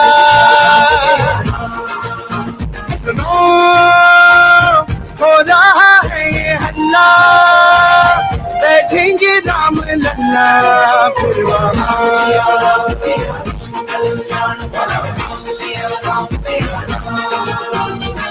हर हर हर दर पे दिया तू जला दे, चल चल सरहद पे भगवान लहरा दे। आया है छाया है मन में समाया है, यहाँ भी वहाँ भी जाए तू जहाँ भी गूंगे।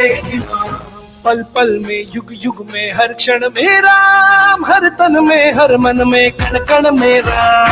पल पल में युग युग में हर क्षण में राम, हर तन में हर मन में कण कण में राम। राम सिया राम किया विश्व कल्याण। राम सिया राम सिया राम, राम सिया राम किया विश्व कल्याण। राम सिया राम सिया राम।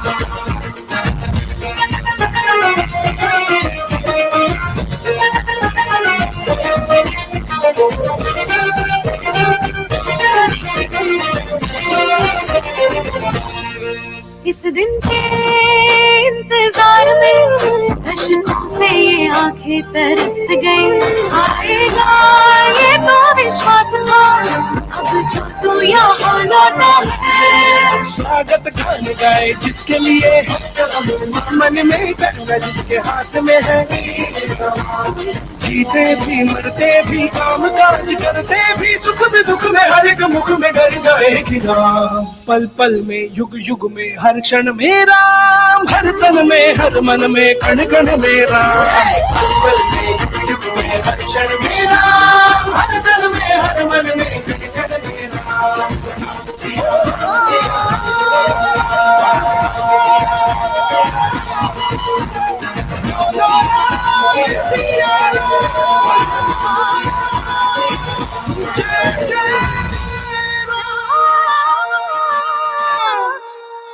बोलो सियावर रामचंद्र की, प्रणाम सिया राम किया विश्व कल्याण। बोलो राम सिया राम सिया राम, प्रणाम सिया राम किया विश्व कल्याण। बोलो राम सिया राम सिया राम। आया खुशियों का दिन सुहाना, लौटा है अपना रामा, अयोध्या फिर से सजा। सुनो हो रहा है ये हल्ला, बैठेंगे राम लल्ला फिर वहाँ।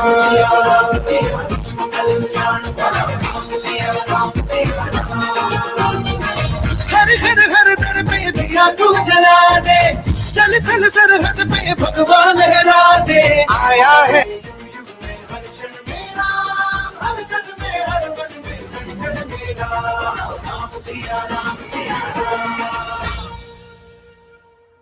All right, millions have watched the Pran Pratishtha of Bhagwan Shri Ram. Ram Lalla is now truly Virajman in his birthplace in Ayodhya, but there were a lucky few who got to witness that firsthand. And one of them is Kailash Satyarthi, Nobel Peace Laureate, who's now joining us. Thank you very much, Kailash ji, for joining us. You were there witnessing history as it unfolded. What did that moment mean when the Pran Pratishtha was complete and Ram Lalla became Virajman and you were witnessing that moment? What were the emotions going through your mind at that time? Well, first thing which came to my mind is a sense of deeper moral responsibility. Because once we are able to reach to that height, it is important that how to live with that.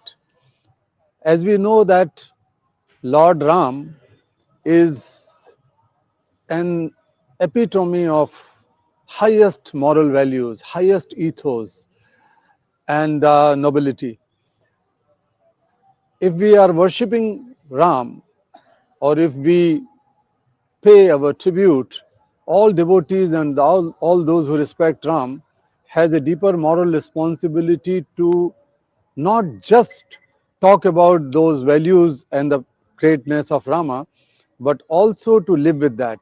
And that means we have to live with compassion. We have to live with forgiveness, politeness. We have to live with all those things which Rama has fought for.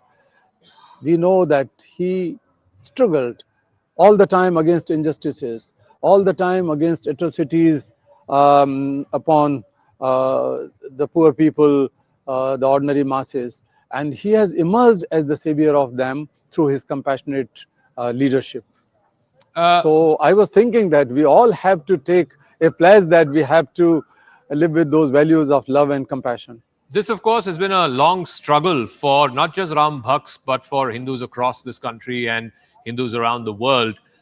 The fact that it happened peacefully and it happened on the back of a Supreme Court Constitution bench judgment, what does that speak about this land, its people, and the way they have pursued this struggle to what has been its logical conclusion today, that Ram Lalla is back at his birthplace? Well, it's a great moment, absolutely. But now, as I said, that our moral responsibility becomes higher and deeper than ever before. That everybody has to feel that this is a long-lasting peace. This is a long-lasting justice. This is a long-lasting harmony in the society, and that everybody has to keep. All Indians have to keep that harmony and peace if we celebrate this great moment. I also want you to speak to fellow Indians who may not be Hindu in their beliefs or practices, whether it's the Muslims or the Christians or the Buddhists or the Jains or the Sikhs.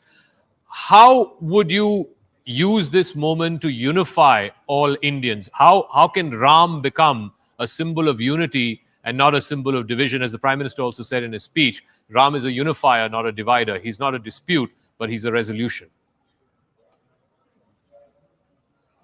Absolutely. That is something which we have to take back our homes.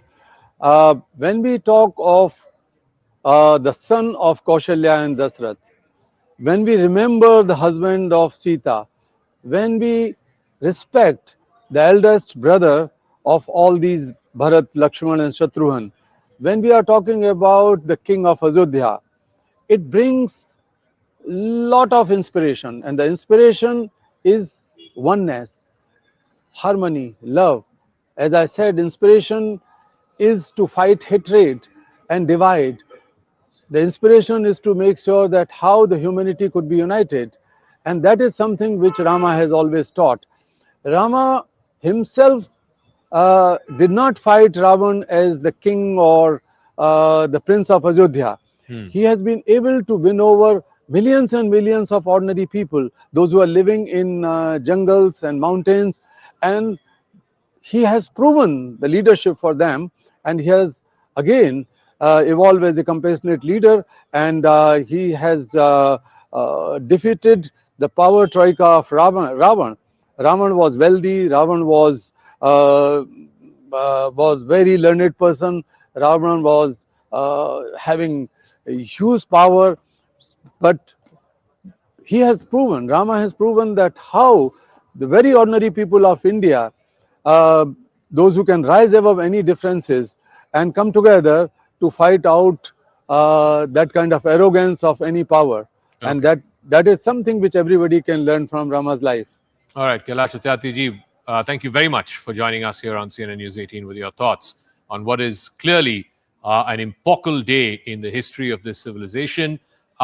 What we make of it and what values we imbibe from this moment, that is entirely up to us. We have to rise to a higher moral standard, says Kailash Satyarthi. Let's now play out excerpts from the speech that the Prime Minister gave right at the end of the Pran Pratishtha, where he was addressing the delegates, the dignitaries who had come there to witness this historic moment. These are excerpts from the Prime Minister's speech. आज हमारे राम आ गए हैं।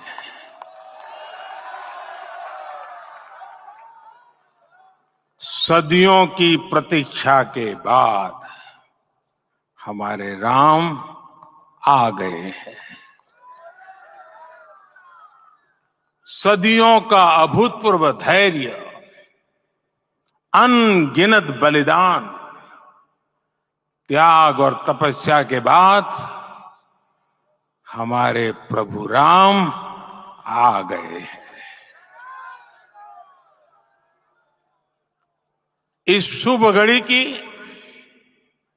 आप सभी को, समस्त देशवासियों को बहुत बहुत बधाई। मैं अभी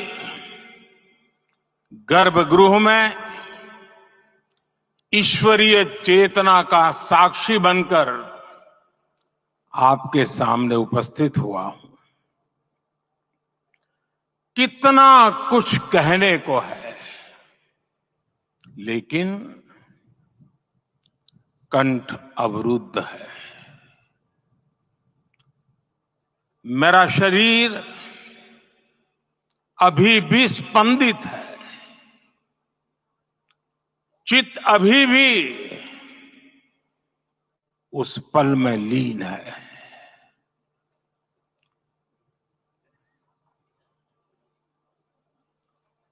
हमारे रामलला अब टेंट में नहीं रहेंगे।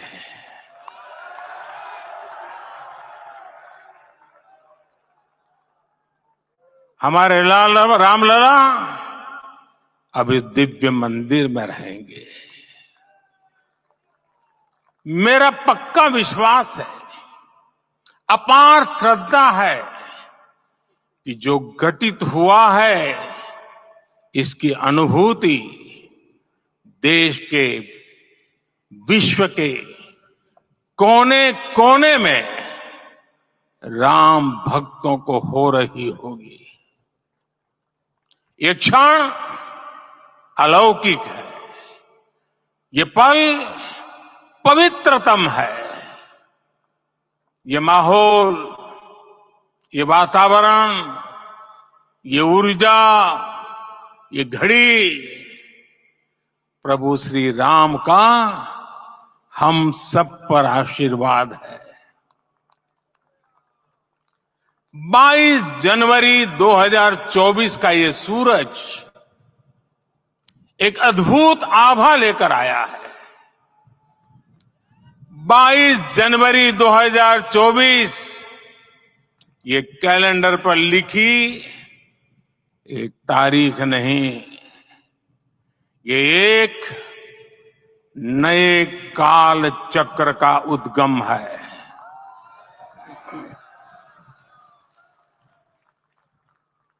राम मंदिर के भूमि पूजन के बाद से प्रतिदिन पूरे देश में उमंग और उत्साह बढ़ता ही जा रहा था।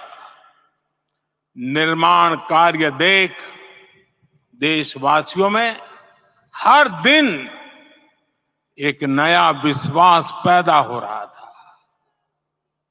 आज हमें सदियों के उस धैर्य की धरोहर मिली है। आज हमें श्री राम का मंदिर मिला है।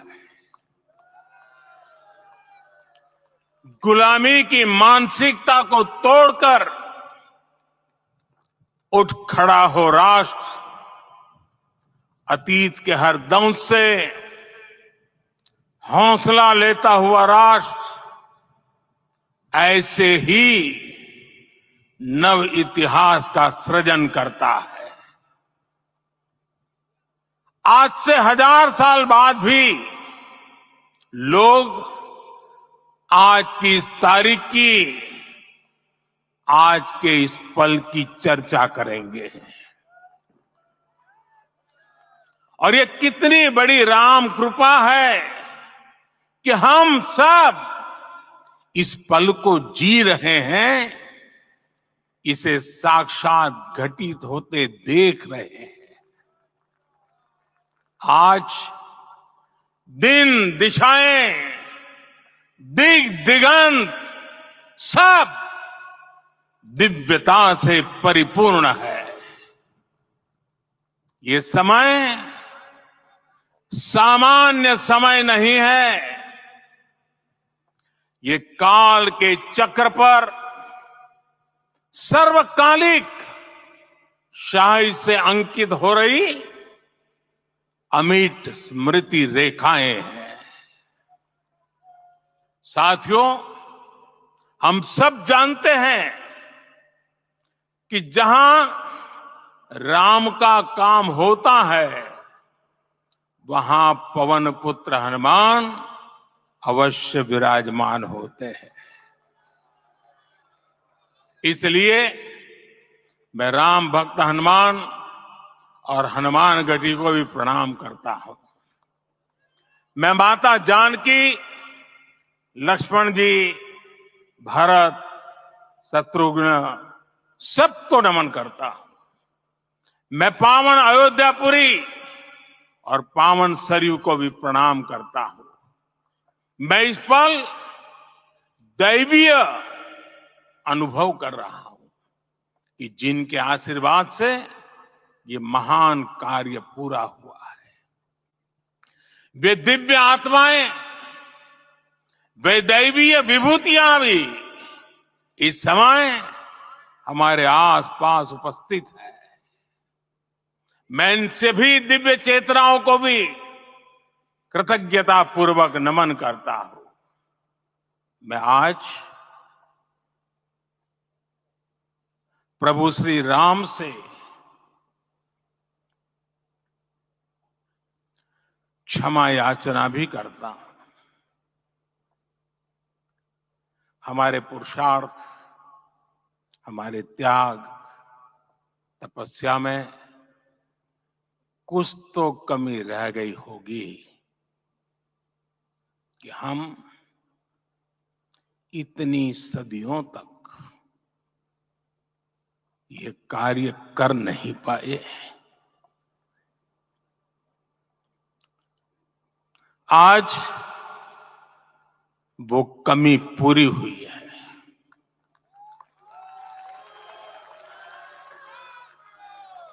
मुझे विश्वास है प्रभु राम आज हमें अवश्य क्षमा करेंगे। मेरे प्यारे देशवासियों, त्रेता में राम आगमन पर पूज्य संत तुलसीदास जी ने लिखा है, प्रभु बिलो की हर से पुरबासी, जनित वियोग विपत्ति सबनासी। अर्थात प्रभु का आगमन देकर ही सब अयोध्यावासी, समग्र देशवासी हर्ष से भर गए। लंबे वियोग से जो आपत्ति आई थी, उसका अंत हो गया। उस कालखंड में तो वो वियोग केवल 14 वर्षों का था, तब भी इतना असह्य था। इस युग में तो अयोध्या और देशवासियों ने सैकड़ों वर्षों का वियोग सहा है। हमारी कई कई पीढ़ियों ने वियोग सहा है। भारत के तो संविधान में उसकी पहली प्रति में भगवान राम विराजमान है। संविधान के अस्तित्व में आने के बाद भी दशकों तक प्रभु श्री राम के अस्तित्व को लेकर कानूनी लड़ाई चली। मैं आभार व्यक्त करूंगा भारत की न्यायपालिका का, जिसने न्याय की लाज रख ली।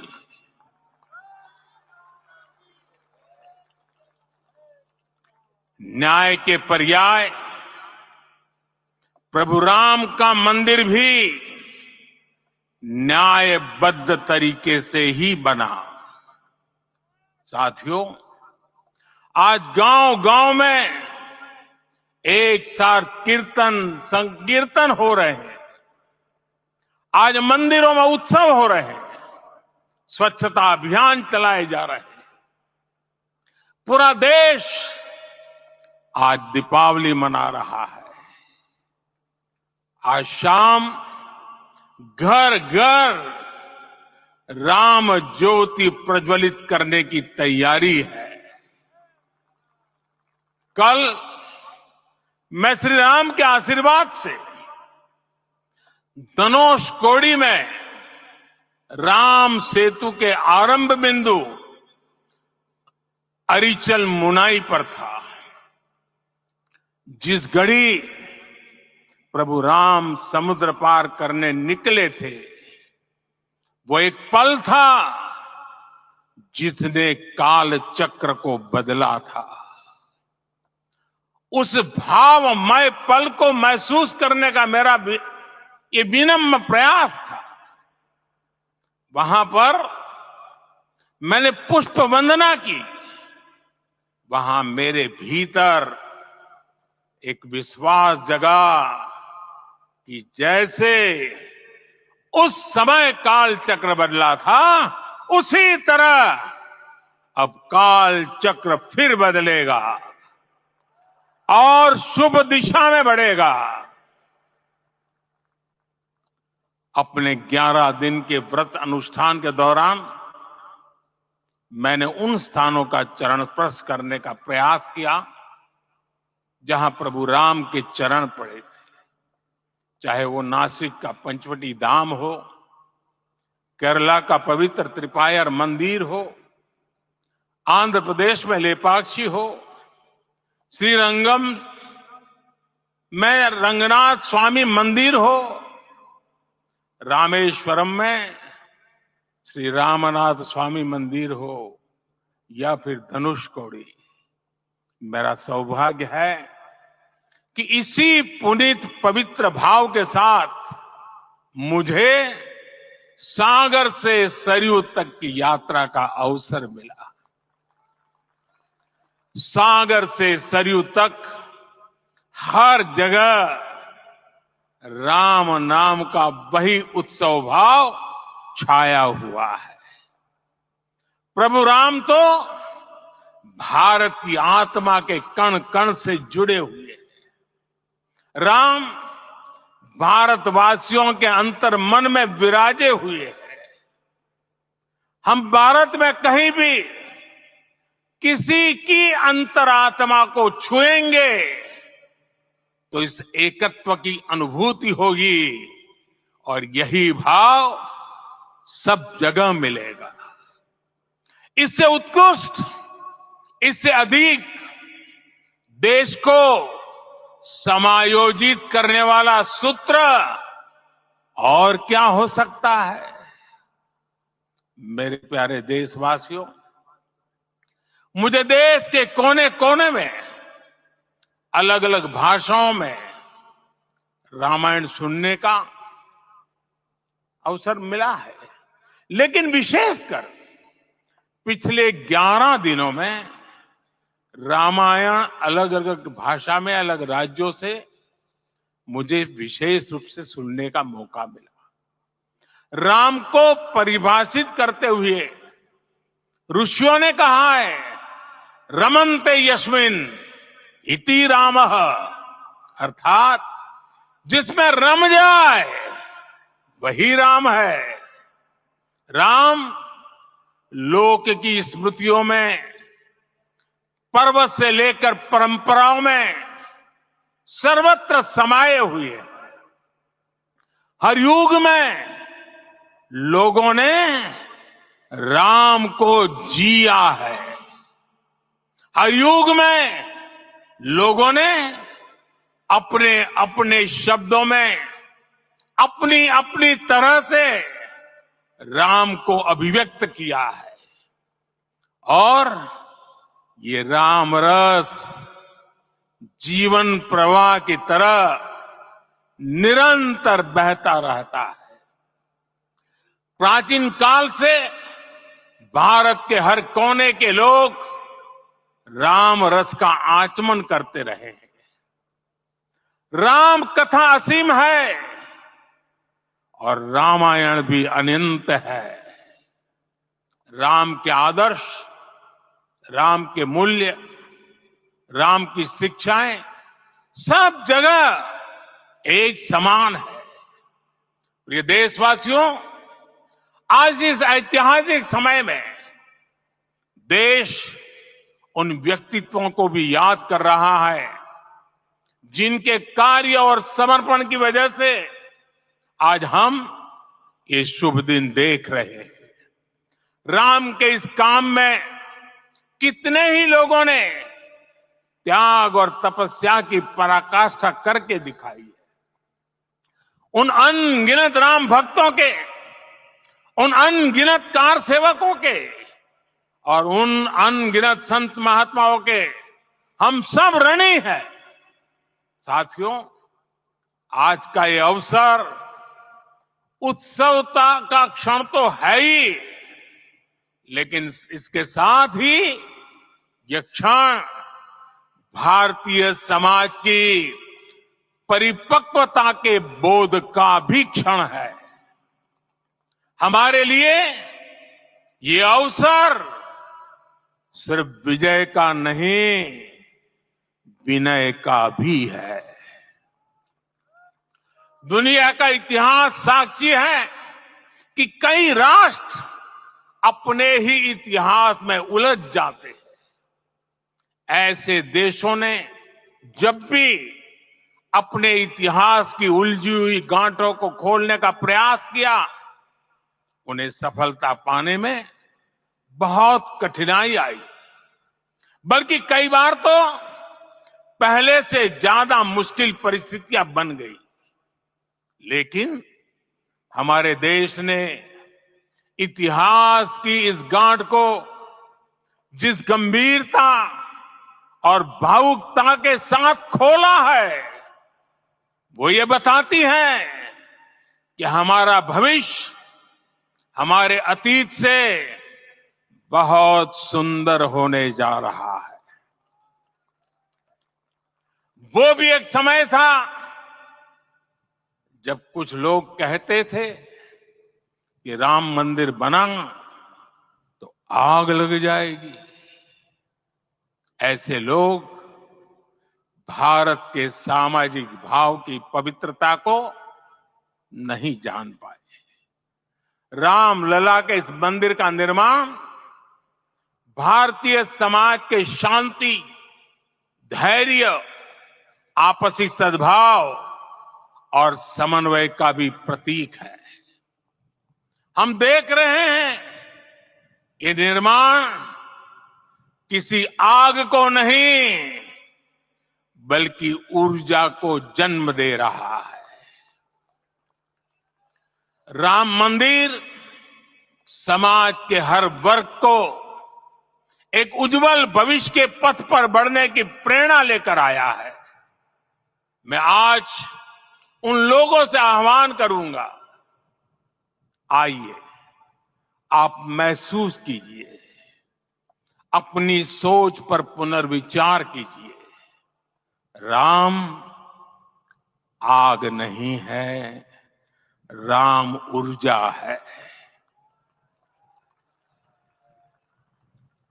राम विवाद नहीं, राम समाधान है।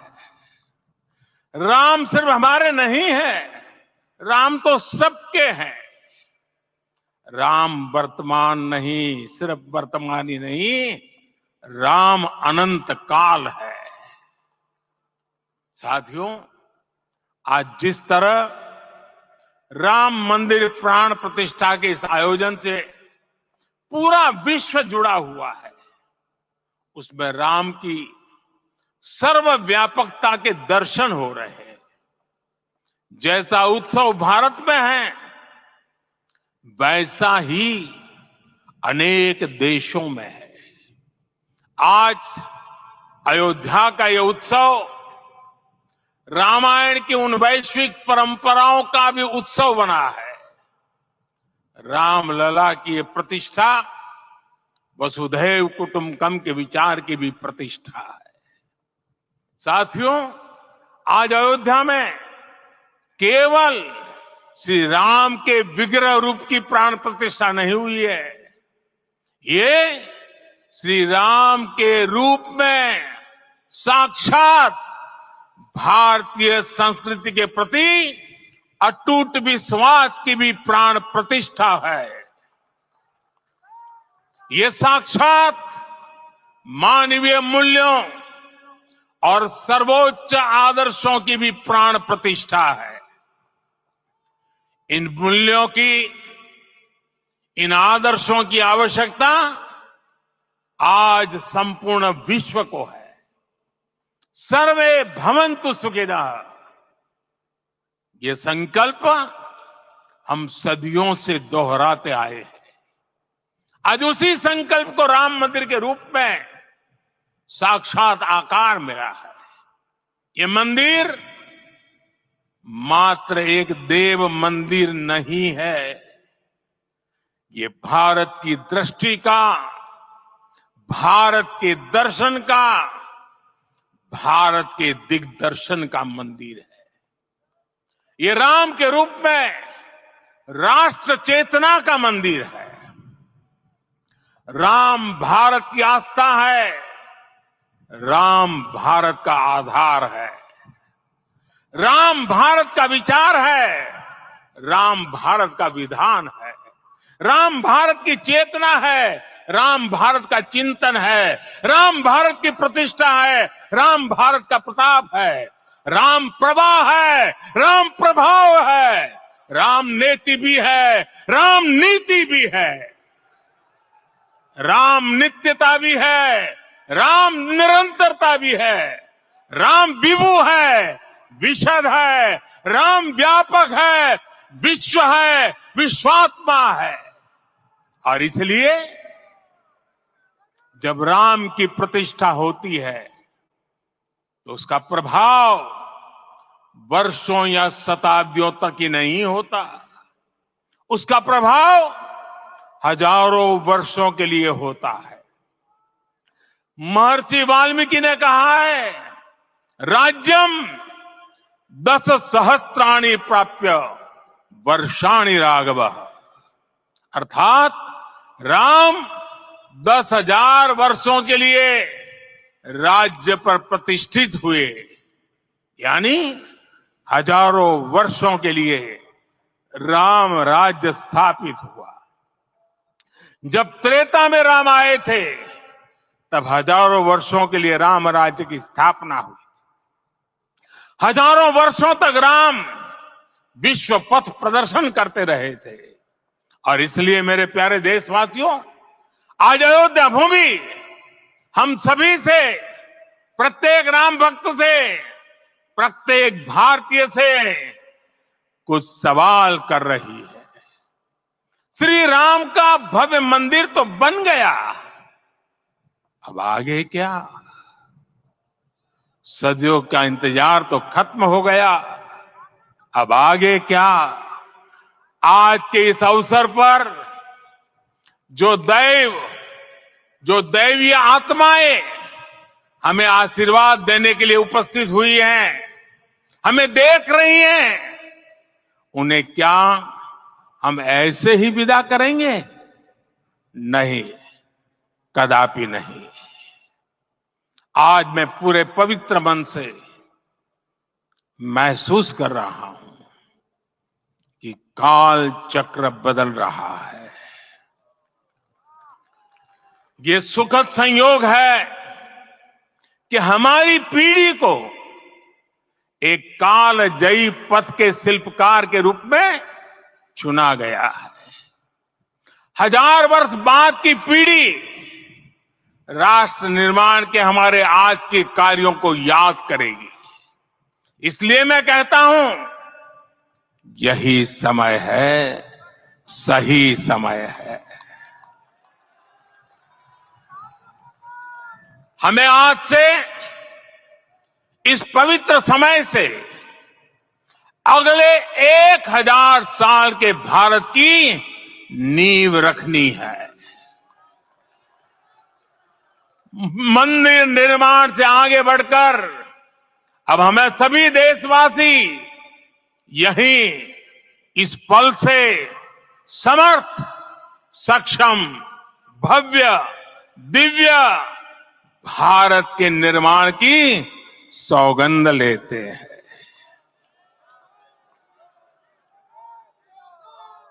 राम के विचार मानस के साथ ही जनमानस में भी हो, यही राष्ट्र निर्माण की सीढ़ी है। साथियों, आज के युग की मांग है कि हमें अपने अंतःकरण को विस्तार देना होगा। हमारी चेतना का विस्तार देव से देश तक, राम से राष्ट्र तक होना चाहिए। हनुमान जी की भक्ति, हनुमान जी की सेवा, हनुमान जी का समर्पण, ये ऐसे गुण हैं जिन्हें हमें बाहर नहीं खोजना पड़ता। प्रत्येक भारतीय में भक्ति, सेवा और समर्पण के भाव समर्थ, सक्षम, भव्य, दिव्य भारत का आधार बनेंगे। और यही तो है देव से देश और राम से राष्ट्र की चेतना का विस्तार। दूर सुदूर जंगल में, कुटिया में जीवन गुजारने वाली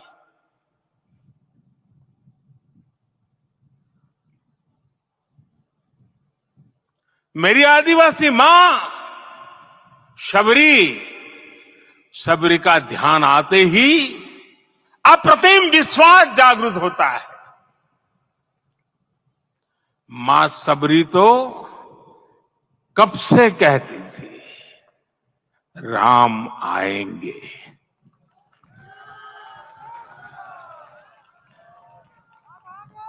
प्रत्येक भारतीय में जन्मा यही विश्वास समर्थ, सक्षम, भव्य भारत का आधार बनेगा। और यही तो है देव से देश और राम से राष्ट्र की चेतना का विस्तार। हम सब जानते हैं कि निषाद राज की मित्रता सभी बंधनों से परे है। निषाद राज का राम के प्रति सम्मोहन, प्रभु राम का निषाद राज के लिए अपनापन कितना मौलिक है। सब अपने हैं, सभी समान है। प्रत्येक भारतीय में अपनत्व की, बंधुत्व की ये भावना समर्थ, सक्षम, भव्य, दिव्य भारत का आधार बनेगी। और यही तो है देव से देश और राम से राष्ट्र की चेतना का विस्तार। साथियों, आज देश में निराशा के लिए रत्ती भर भी स्थान नहीं है। मैं तो बहुत सामान्य हूं, मैं तो बहुत छोटा हूं। अगर कोई ये सोचता है तो उसे गिलहरी के योगदान को याद करना चाहिए। गिलहरी का स्मरण ही हमें हमारी इस हिचक को दूर करेगा, हमें सिखाएगा कि छोटे बड़े हर प्रयास की अपनी ताकत होती है अपना योगदान होता है और सबके प्रयास की यही भावना समर्थ, सक्षम, भव्य, दिव्य भारत का आधार बनेगी और यही तो देव से देश और राम से राष्ट्र की चेतना का विस्तार। पल पल में युग युग में हर क्षण मेरा, हर कदम में हर पल में कण कण मेरा, Ram Siya Ram Siya Ram.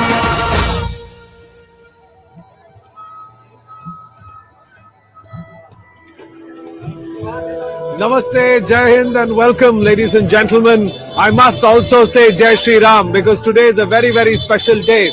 There is divinity in the air along with a lot of enthusiasm, curiosity and of course anxiety, eagerness more so because the doors have not yet been thrown open for the common public. But the number of people who are here in Ayodhya on this historic day is significant, ladies and gentlemen. I'm coming to you right outside the Raja Sadan, or this is the palace. This is the palace of those who are the Raghuvanshis who draw their lineage from the Ikshwaku, the clan, the race of Raja Ramchandra. Yatindra Mishra ji is the current Raja here and he's played a phenomenal role in the organization here today.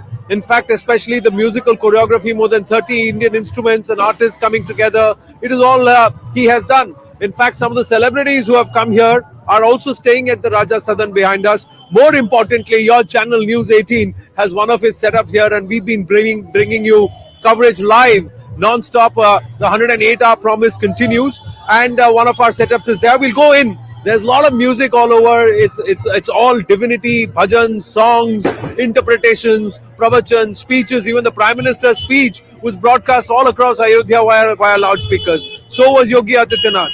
So be it Ram Ki Paidi, be it Raja Sadan, be it the Ram Path, which is right in front of me, behind the cameras, it's all Ramamay, we may say that. The temple, ladies and gentlemen, has finally found its Puri. That means the Purusha, the person who's living inside the divinity, is now part inside the Puri. And that is the beautiful Ram temple for Ram Lalla. And I think what must have touched all of us when we first saw the deity in its divine form is the beauty of the Vigraha, isn't it? And especially with the divinity infused post the Pran Pratishtha, as the Prime Minister took off the bands, eye band, and then allowed and showed him the mirror, saying, "Are you happy with the way we have decorated you, Raghav?" That's what is the whole symbolism of showing the mirror to the deity itself, saying, "This is how we have dressed you up, and this is how we have made your house. You're seeing it for the first time. Do you really like it? Are you happy?" And then the deity is shown to the whole world. And Ram Lalla is Virajman, but also the Ram Lalla, which was Prakat, the original Ram Lalla Virajman, also finding a place right there. So the Chara Chara Vigraha, both ways, Chala Chal Vigraha, as they would say, or the Utsava Vigraha, which they would say, all both finding their place inside the Sanctum Sanctorum at that very spot that was determined as Ram Lalla Virajman. That idol, that I won't call it an idol, it's a mistake. That Murti, that Vigraha, ladies and gentlemen, the deity, is an image to watch. And Arun Jogiraj, as many compliments as that come your way, it's less, ladies and gentlemen, because that's how beautiful that Vigraha is. And truly an embodiment of a 5-year-old Rama, who's a prince, who's a Kshatriya, so he has a bow and arrow, but he has the innocence of the 5-year-old. But he is also God personified, divinity personified, and that's why there is a divinity that comes forth. And the person who was there at the feet, laying the flowers and also conducting the Pran Pratishtha as a Yajman, also was overwhelmed. He was there, lying down prostrate in what we say is a Sashtang Dandavat Pranam, because he said that this is a dream of many thousands and lakhs of people who have sacrificed their lives trying to guard, safeguard, fight for, struggling for, protesting against the occupation, what they believed was forceful occupation of the place that was the birthplace of Ram Lalla. And Prime Minister Narendra Modi setting forth the tone also, ladies and gentlemen. We'll talk about all of that. But first, we have to play out what the Prime Minister said. There are 16 big takeaways, but we will play out some of the excerpts, short excerpts of that speech, which was soaked in devotion, soaked in divinity, around, all around, that's what he could feel it. But more importantly, he said, Ram se Rashtra tak, Dev se Desh tak. That was the big message. What are we going to do to make sure there is Ram Rajya, that we live up to the values of Ram Lala or Prabhu Shri Ram? That is the challenge that he set forth. Can you set the tone for Bharat's rise and Bharat's prosperity for the next 1,000 years? 140 crore Bharatiya, that's the challenge the Prime Minister has laid down in front of us. It's festive all around. It's beautiful. The Raja Sadan looking beautiful. We'll take you inside too. But first, listen into what the Prime Minister had to say. आज हमारे राम आ गए हैं।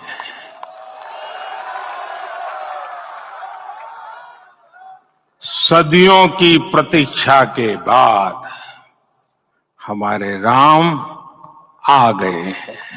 22 जनवरी 2024 का ये सूरज एक अद्भुत आभा लेकर आया है। 22 जनवरी 2024 ये कैलेंडर पर लिखी एक तारीख नहीं, ये एक नए काल चक्र का उद्गम है। इस युग में तो अयोध्या और देशवासियों ने सैकड़ों वर्षों का वियोग सहा है। हमारी कई कई पीढ़ियों ने वियोग सहा है। भारत के तो संविधान में उसकी पहली प्रति में भगवान राम विराजमान है। गुलामी की मानसिकता को तोड़कर उठ खड़ा हो राष्ट्र, अतीत के हर दंश से हौसला लेता हुआ राष्ट्र ऐसे ही नव इतिहास का सृजन करता है।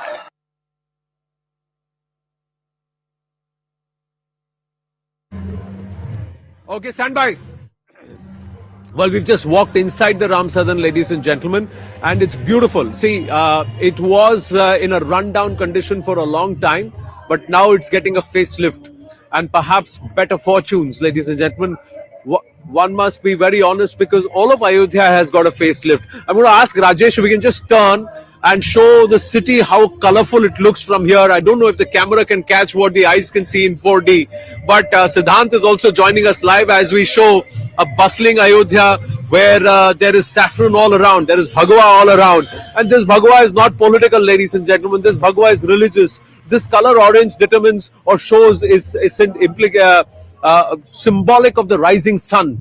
It's about illumination, it's about knowledge, it's about Bharat's quest for knowledge, it's about Bharat's quest for becoming what it was always, the Vishwa Guru. That's what it represents. It's not a political color, and that is why Bhagwa is so integral to Bharat and to our pratha, our culture. But let's go across to Siddhant. Siddhant is joining us live. Siddhant, tell us where you are. Hanuman Gadi, not very far from where I am, but it must be steaming with people. That's right. The sea of people on both sides of the road, Anand. And in fact, when we interview people here in Ayodhya or otherwise, they tell what is a kalpana of Ram returning to Ayodhya. Now, when we imagine that, then the imagination is that people standing on both sides of the road and you know, welcoming Lord Rama. Same was the situation today in Ayodhya. In fact, I was reporting from Ram Janmabhoomi, and on both sides people were standing to welcome the guests, and the entire stretch, Anand, from Mangeshkar Chowk to Ram Janmabhoomi was packed with people. In fact, now also, you know, the guests are are leaving, and in fact, see the cars that are lined up, that are queued outside Ram Janmabhoomi. In fact, most of them are taking the guests back to the airport or to their respective hotels, and even some of them have come to seek darshan of Ram Lala. It's the kalpana that people of Ayodhya have.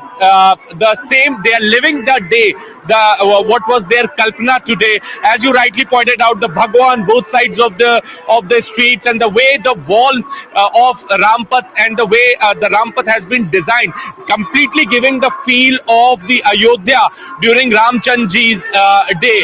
And in fact, the symmetry in the painting and the designs on the wall on the both side, and the floral decoration written Jai Shri Ram everywhere. It's a different vibe altogether. थोड़ा कुछ लोगों से बात करके देखो, उनको पूछो कि उन्होंने देखा कि नहीं, क्या लग रहा है उनको प्राण प्रतिष्ठा के बाद रामलला का विग्रह कैसा लग रहा है. I will speak to some people. आप लोग आज क्या कितने एक्साइटेड है? अयोध्या के रहने वाले हैं आप लोग? हम लोग अयोध्या के कितने एक्साइटेड है? आज रामलला वापस आ गए. हम बहुत एक्साइटेड है, लेकिन हम घर ही बैठ के देख रहे थे, जो कि हम लोग आ नहीं पाए. हाँ, लेकिन अब तो आप ही के हैं रामलला. अब तो आप जब रोज दर्शन कीजिए. अब हम रोज दर्शन करेंगे. हमने सोचा किसी को तो अपॉर्चुनिटी मिलनी चाहिए, तो वो लोग देखे डायरेक्ट, हम लोग टीवी में देखे. We'll speak to some more people. Ramlala आ गए, कैसा महसूस कर रहे हैं? बहुत अच्छा लगा. Siddhant, I'll come back to you. Stay with us live. I'll come back to you because we've got somebody who's perhaps has got better fruits of karma, because he's right there inside. He was one of the special invitees. Niranjan Hiranandana ji, namaskar. How are you, Namaskar. sir? This is Anand Narasimhan here. Oh, great. What is the feeling that you get? Can you express? Difficult, but let me try. It's so beautiful. It's unbelievable. The entire atmosphere is so exciting and thoroughly invigorating, bringing it to a godly level. I think this is something with Ram Lalan coming into Ayodhya back again after so many years has elevated the entire thought process to a different level completely. The symbolism that he brings over here back to the country is something, Narasimhan, I'm really enjoying it today. And I can feel the difference. The Prime Minister put it very beautifully when he said that this symbolic thing is going to make a change and a paradigm for the entire country. And I think more important is the emotional quotient that it brings to the table. I think that's very beautiful that it is there. We all talk about GDP, but we forget the emotional quotient. And the Ramayana, the Rama's story, Ram's story is so beautiful in terms of the emotional quotient, the emotion that he has for the people, the emotion that he has for the family, for the elders, the kind of discipline that they led. I think a kind of symbolism that will make a change for the country. And I think both the Prime Minister, the Chief Minister, and Mohan Bhagwatji also expressed the same thing about the giving back to the country. People are earning, people are doing better. Give back to your family, give back to your people, and have that seva thought process is what came out from everybody. And I think the change in Ayodhya, my God, just look at the roads, look at the building, the structure. I'm a builder, but this entire structure is made without any steel or cement, entirely stone. Beautiful. Your name itself represents the divinity, Niranjanji, someone who's spotless and pure. That's another reference to Vishnu or to Ram. So let me ask you, did you feel the divinity? I tell you, there is something about that place which makes a world of a difference. As you enter the place, the whole feeling has got some sort of a magnetic influence. And I think I did feel it as I entered the place, and the entire atmosphere and the structure and the thing, and the entire thing has been so beautifully done. I think it gives you a kind of a fire which will really reignite the country to the next level. Were you able to do darshan? What did you think about Ramlala Virajman, Yes. the Vigraha? My God, it was totally crushing because there was too many people, and but I did get the glimpse of the Lalan. It was beautiful, and I think I would like to go it again and actually spend more time. Today was a bit of a rush, but I did get the what we call the jhanki or the jhalak or the seeing of it, and it is divine. What was the emotion around the people you were sitting with? There was a who's who of the list of A-listers. All Aam Aadmi became Khas today, and all Khas became because it was all about Prabhu Shri Ram. If I may say so, Yes. Niranjan ji. I think there were a lot of people who are the who's who both in the industrial world as well as in the film world. A lot of people who are there all felt wonderful. I had an opportunity to talk to many of them coming from Mumbai. We are close to them also from Delhi. So we had a good time in talking to each other, but we could all feel the difference. I think the sentiment across the board was my God, what's happening? It's so beautiful. And everyone thought that there is something magnetic about the whole situation and the story. So I think this is just a beginning and everybody is very excited. Right. Niranjan Hiranandani ji, please stay with us. Like you talked about people, the who's who of the industry, India Incorporated. There's another who's who was there right in the thick of things as a special invitee. Mohandas Pai ji is also joining us. Namaste, Mohandas Pai ji. Your experience, Namaste. how was it? Unbelievable. We were in heaven. We saw Bhagwan Sri Ram come back to his home in Ayodhya after 500 years. There's exhilaration. There was a feeling of great joy and ecstasy. We went inside the temple. It's a beautiful temple, outstanding piece of architecture, very well done. We went inside because see Ram Lala from a distance. There's so much of crowd, and it is an unbelievable feeling. We saw the rise. It's as if Ram Raja has started today, like Prime Minister Modi said, is a new yuga that is starting. And like Niranjan was there, and we all were so happy, so joyful that the wound in the heart of India is begin to heal. You remember, Naipaul had written a book called India, a Wounded Civilization. We were wounded. 500 years ago, a jihadi invader came, destroyed one of the biggest temples of India and put something there for them. It is a sword in the hearts of every Indian. The sword is gone and the wounds will heal because Ram Lala has come back and India will be confident again. All of Bharat will come here. 140 crores Indians will come and take the blessings and darshan of Ram Lala. It's a great day. And we are very fortunate that our generation, Niranjan included, we are fortunate to see this happen before our eyes. It's not been given to many generations the last 500 years. But we must resolve at this time that never again should anybody come and conquer India. Let me ask you, Mohandas Pai ji, and then I'll take it to Niranjan Hiranandani ji. Did you, in your lifetime, did you ever think you will be able to witness this moment?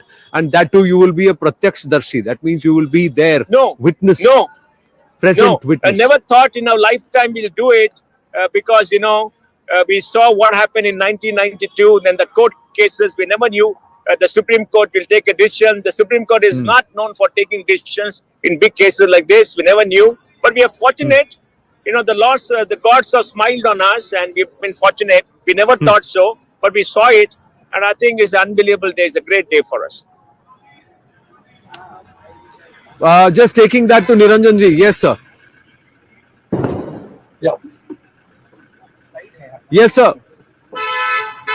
Hello. Yes. Tell me, Nasiman. Yes, Niranjan ji. Yes, sir. I think he has expressed it more beautifully than I could. I must tell you that there is an emotive feeling that this is something which is going to bring about a change in the country. People talk about Ram Lalan coming back to be a divisive force. It is my belief that this is something which is going to unite the country. The different parts of the temple have been brought from different places. The statue has come from one state, the stone from another state, the marble from a third state, the karigars from a fourth state, the architect from the fifth state.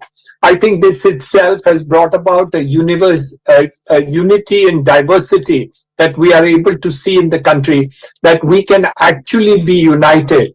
And that is exactly the reason why we must never allow ourselves to be divided by anybody. And I think that is important. And I'm hoping and praying that Lalan will bring that togetherness forever. The Prime Minister did mention it. And I think I concur that his feelings are correct. and we look forward to a new decade. But more than anything else, I see a different feeling of people from the topmost of our country, the intellectuals, the people who are in industry, the people who are professional, the people in the judiciary or the government or the common man, all are united to look at Ram Lalan. And I think that is going to be something there. You needed a symbol which would unite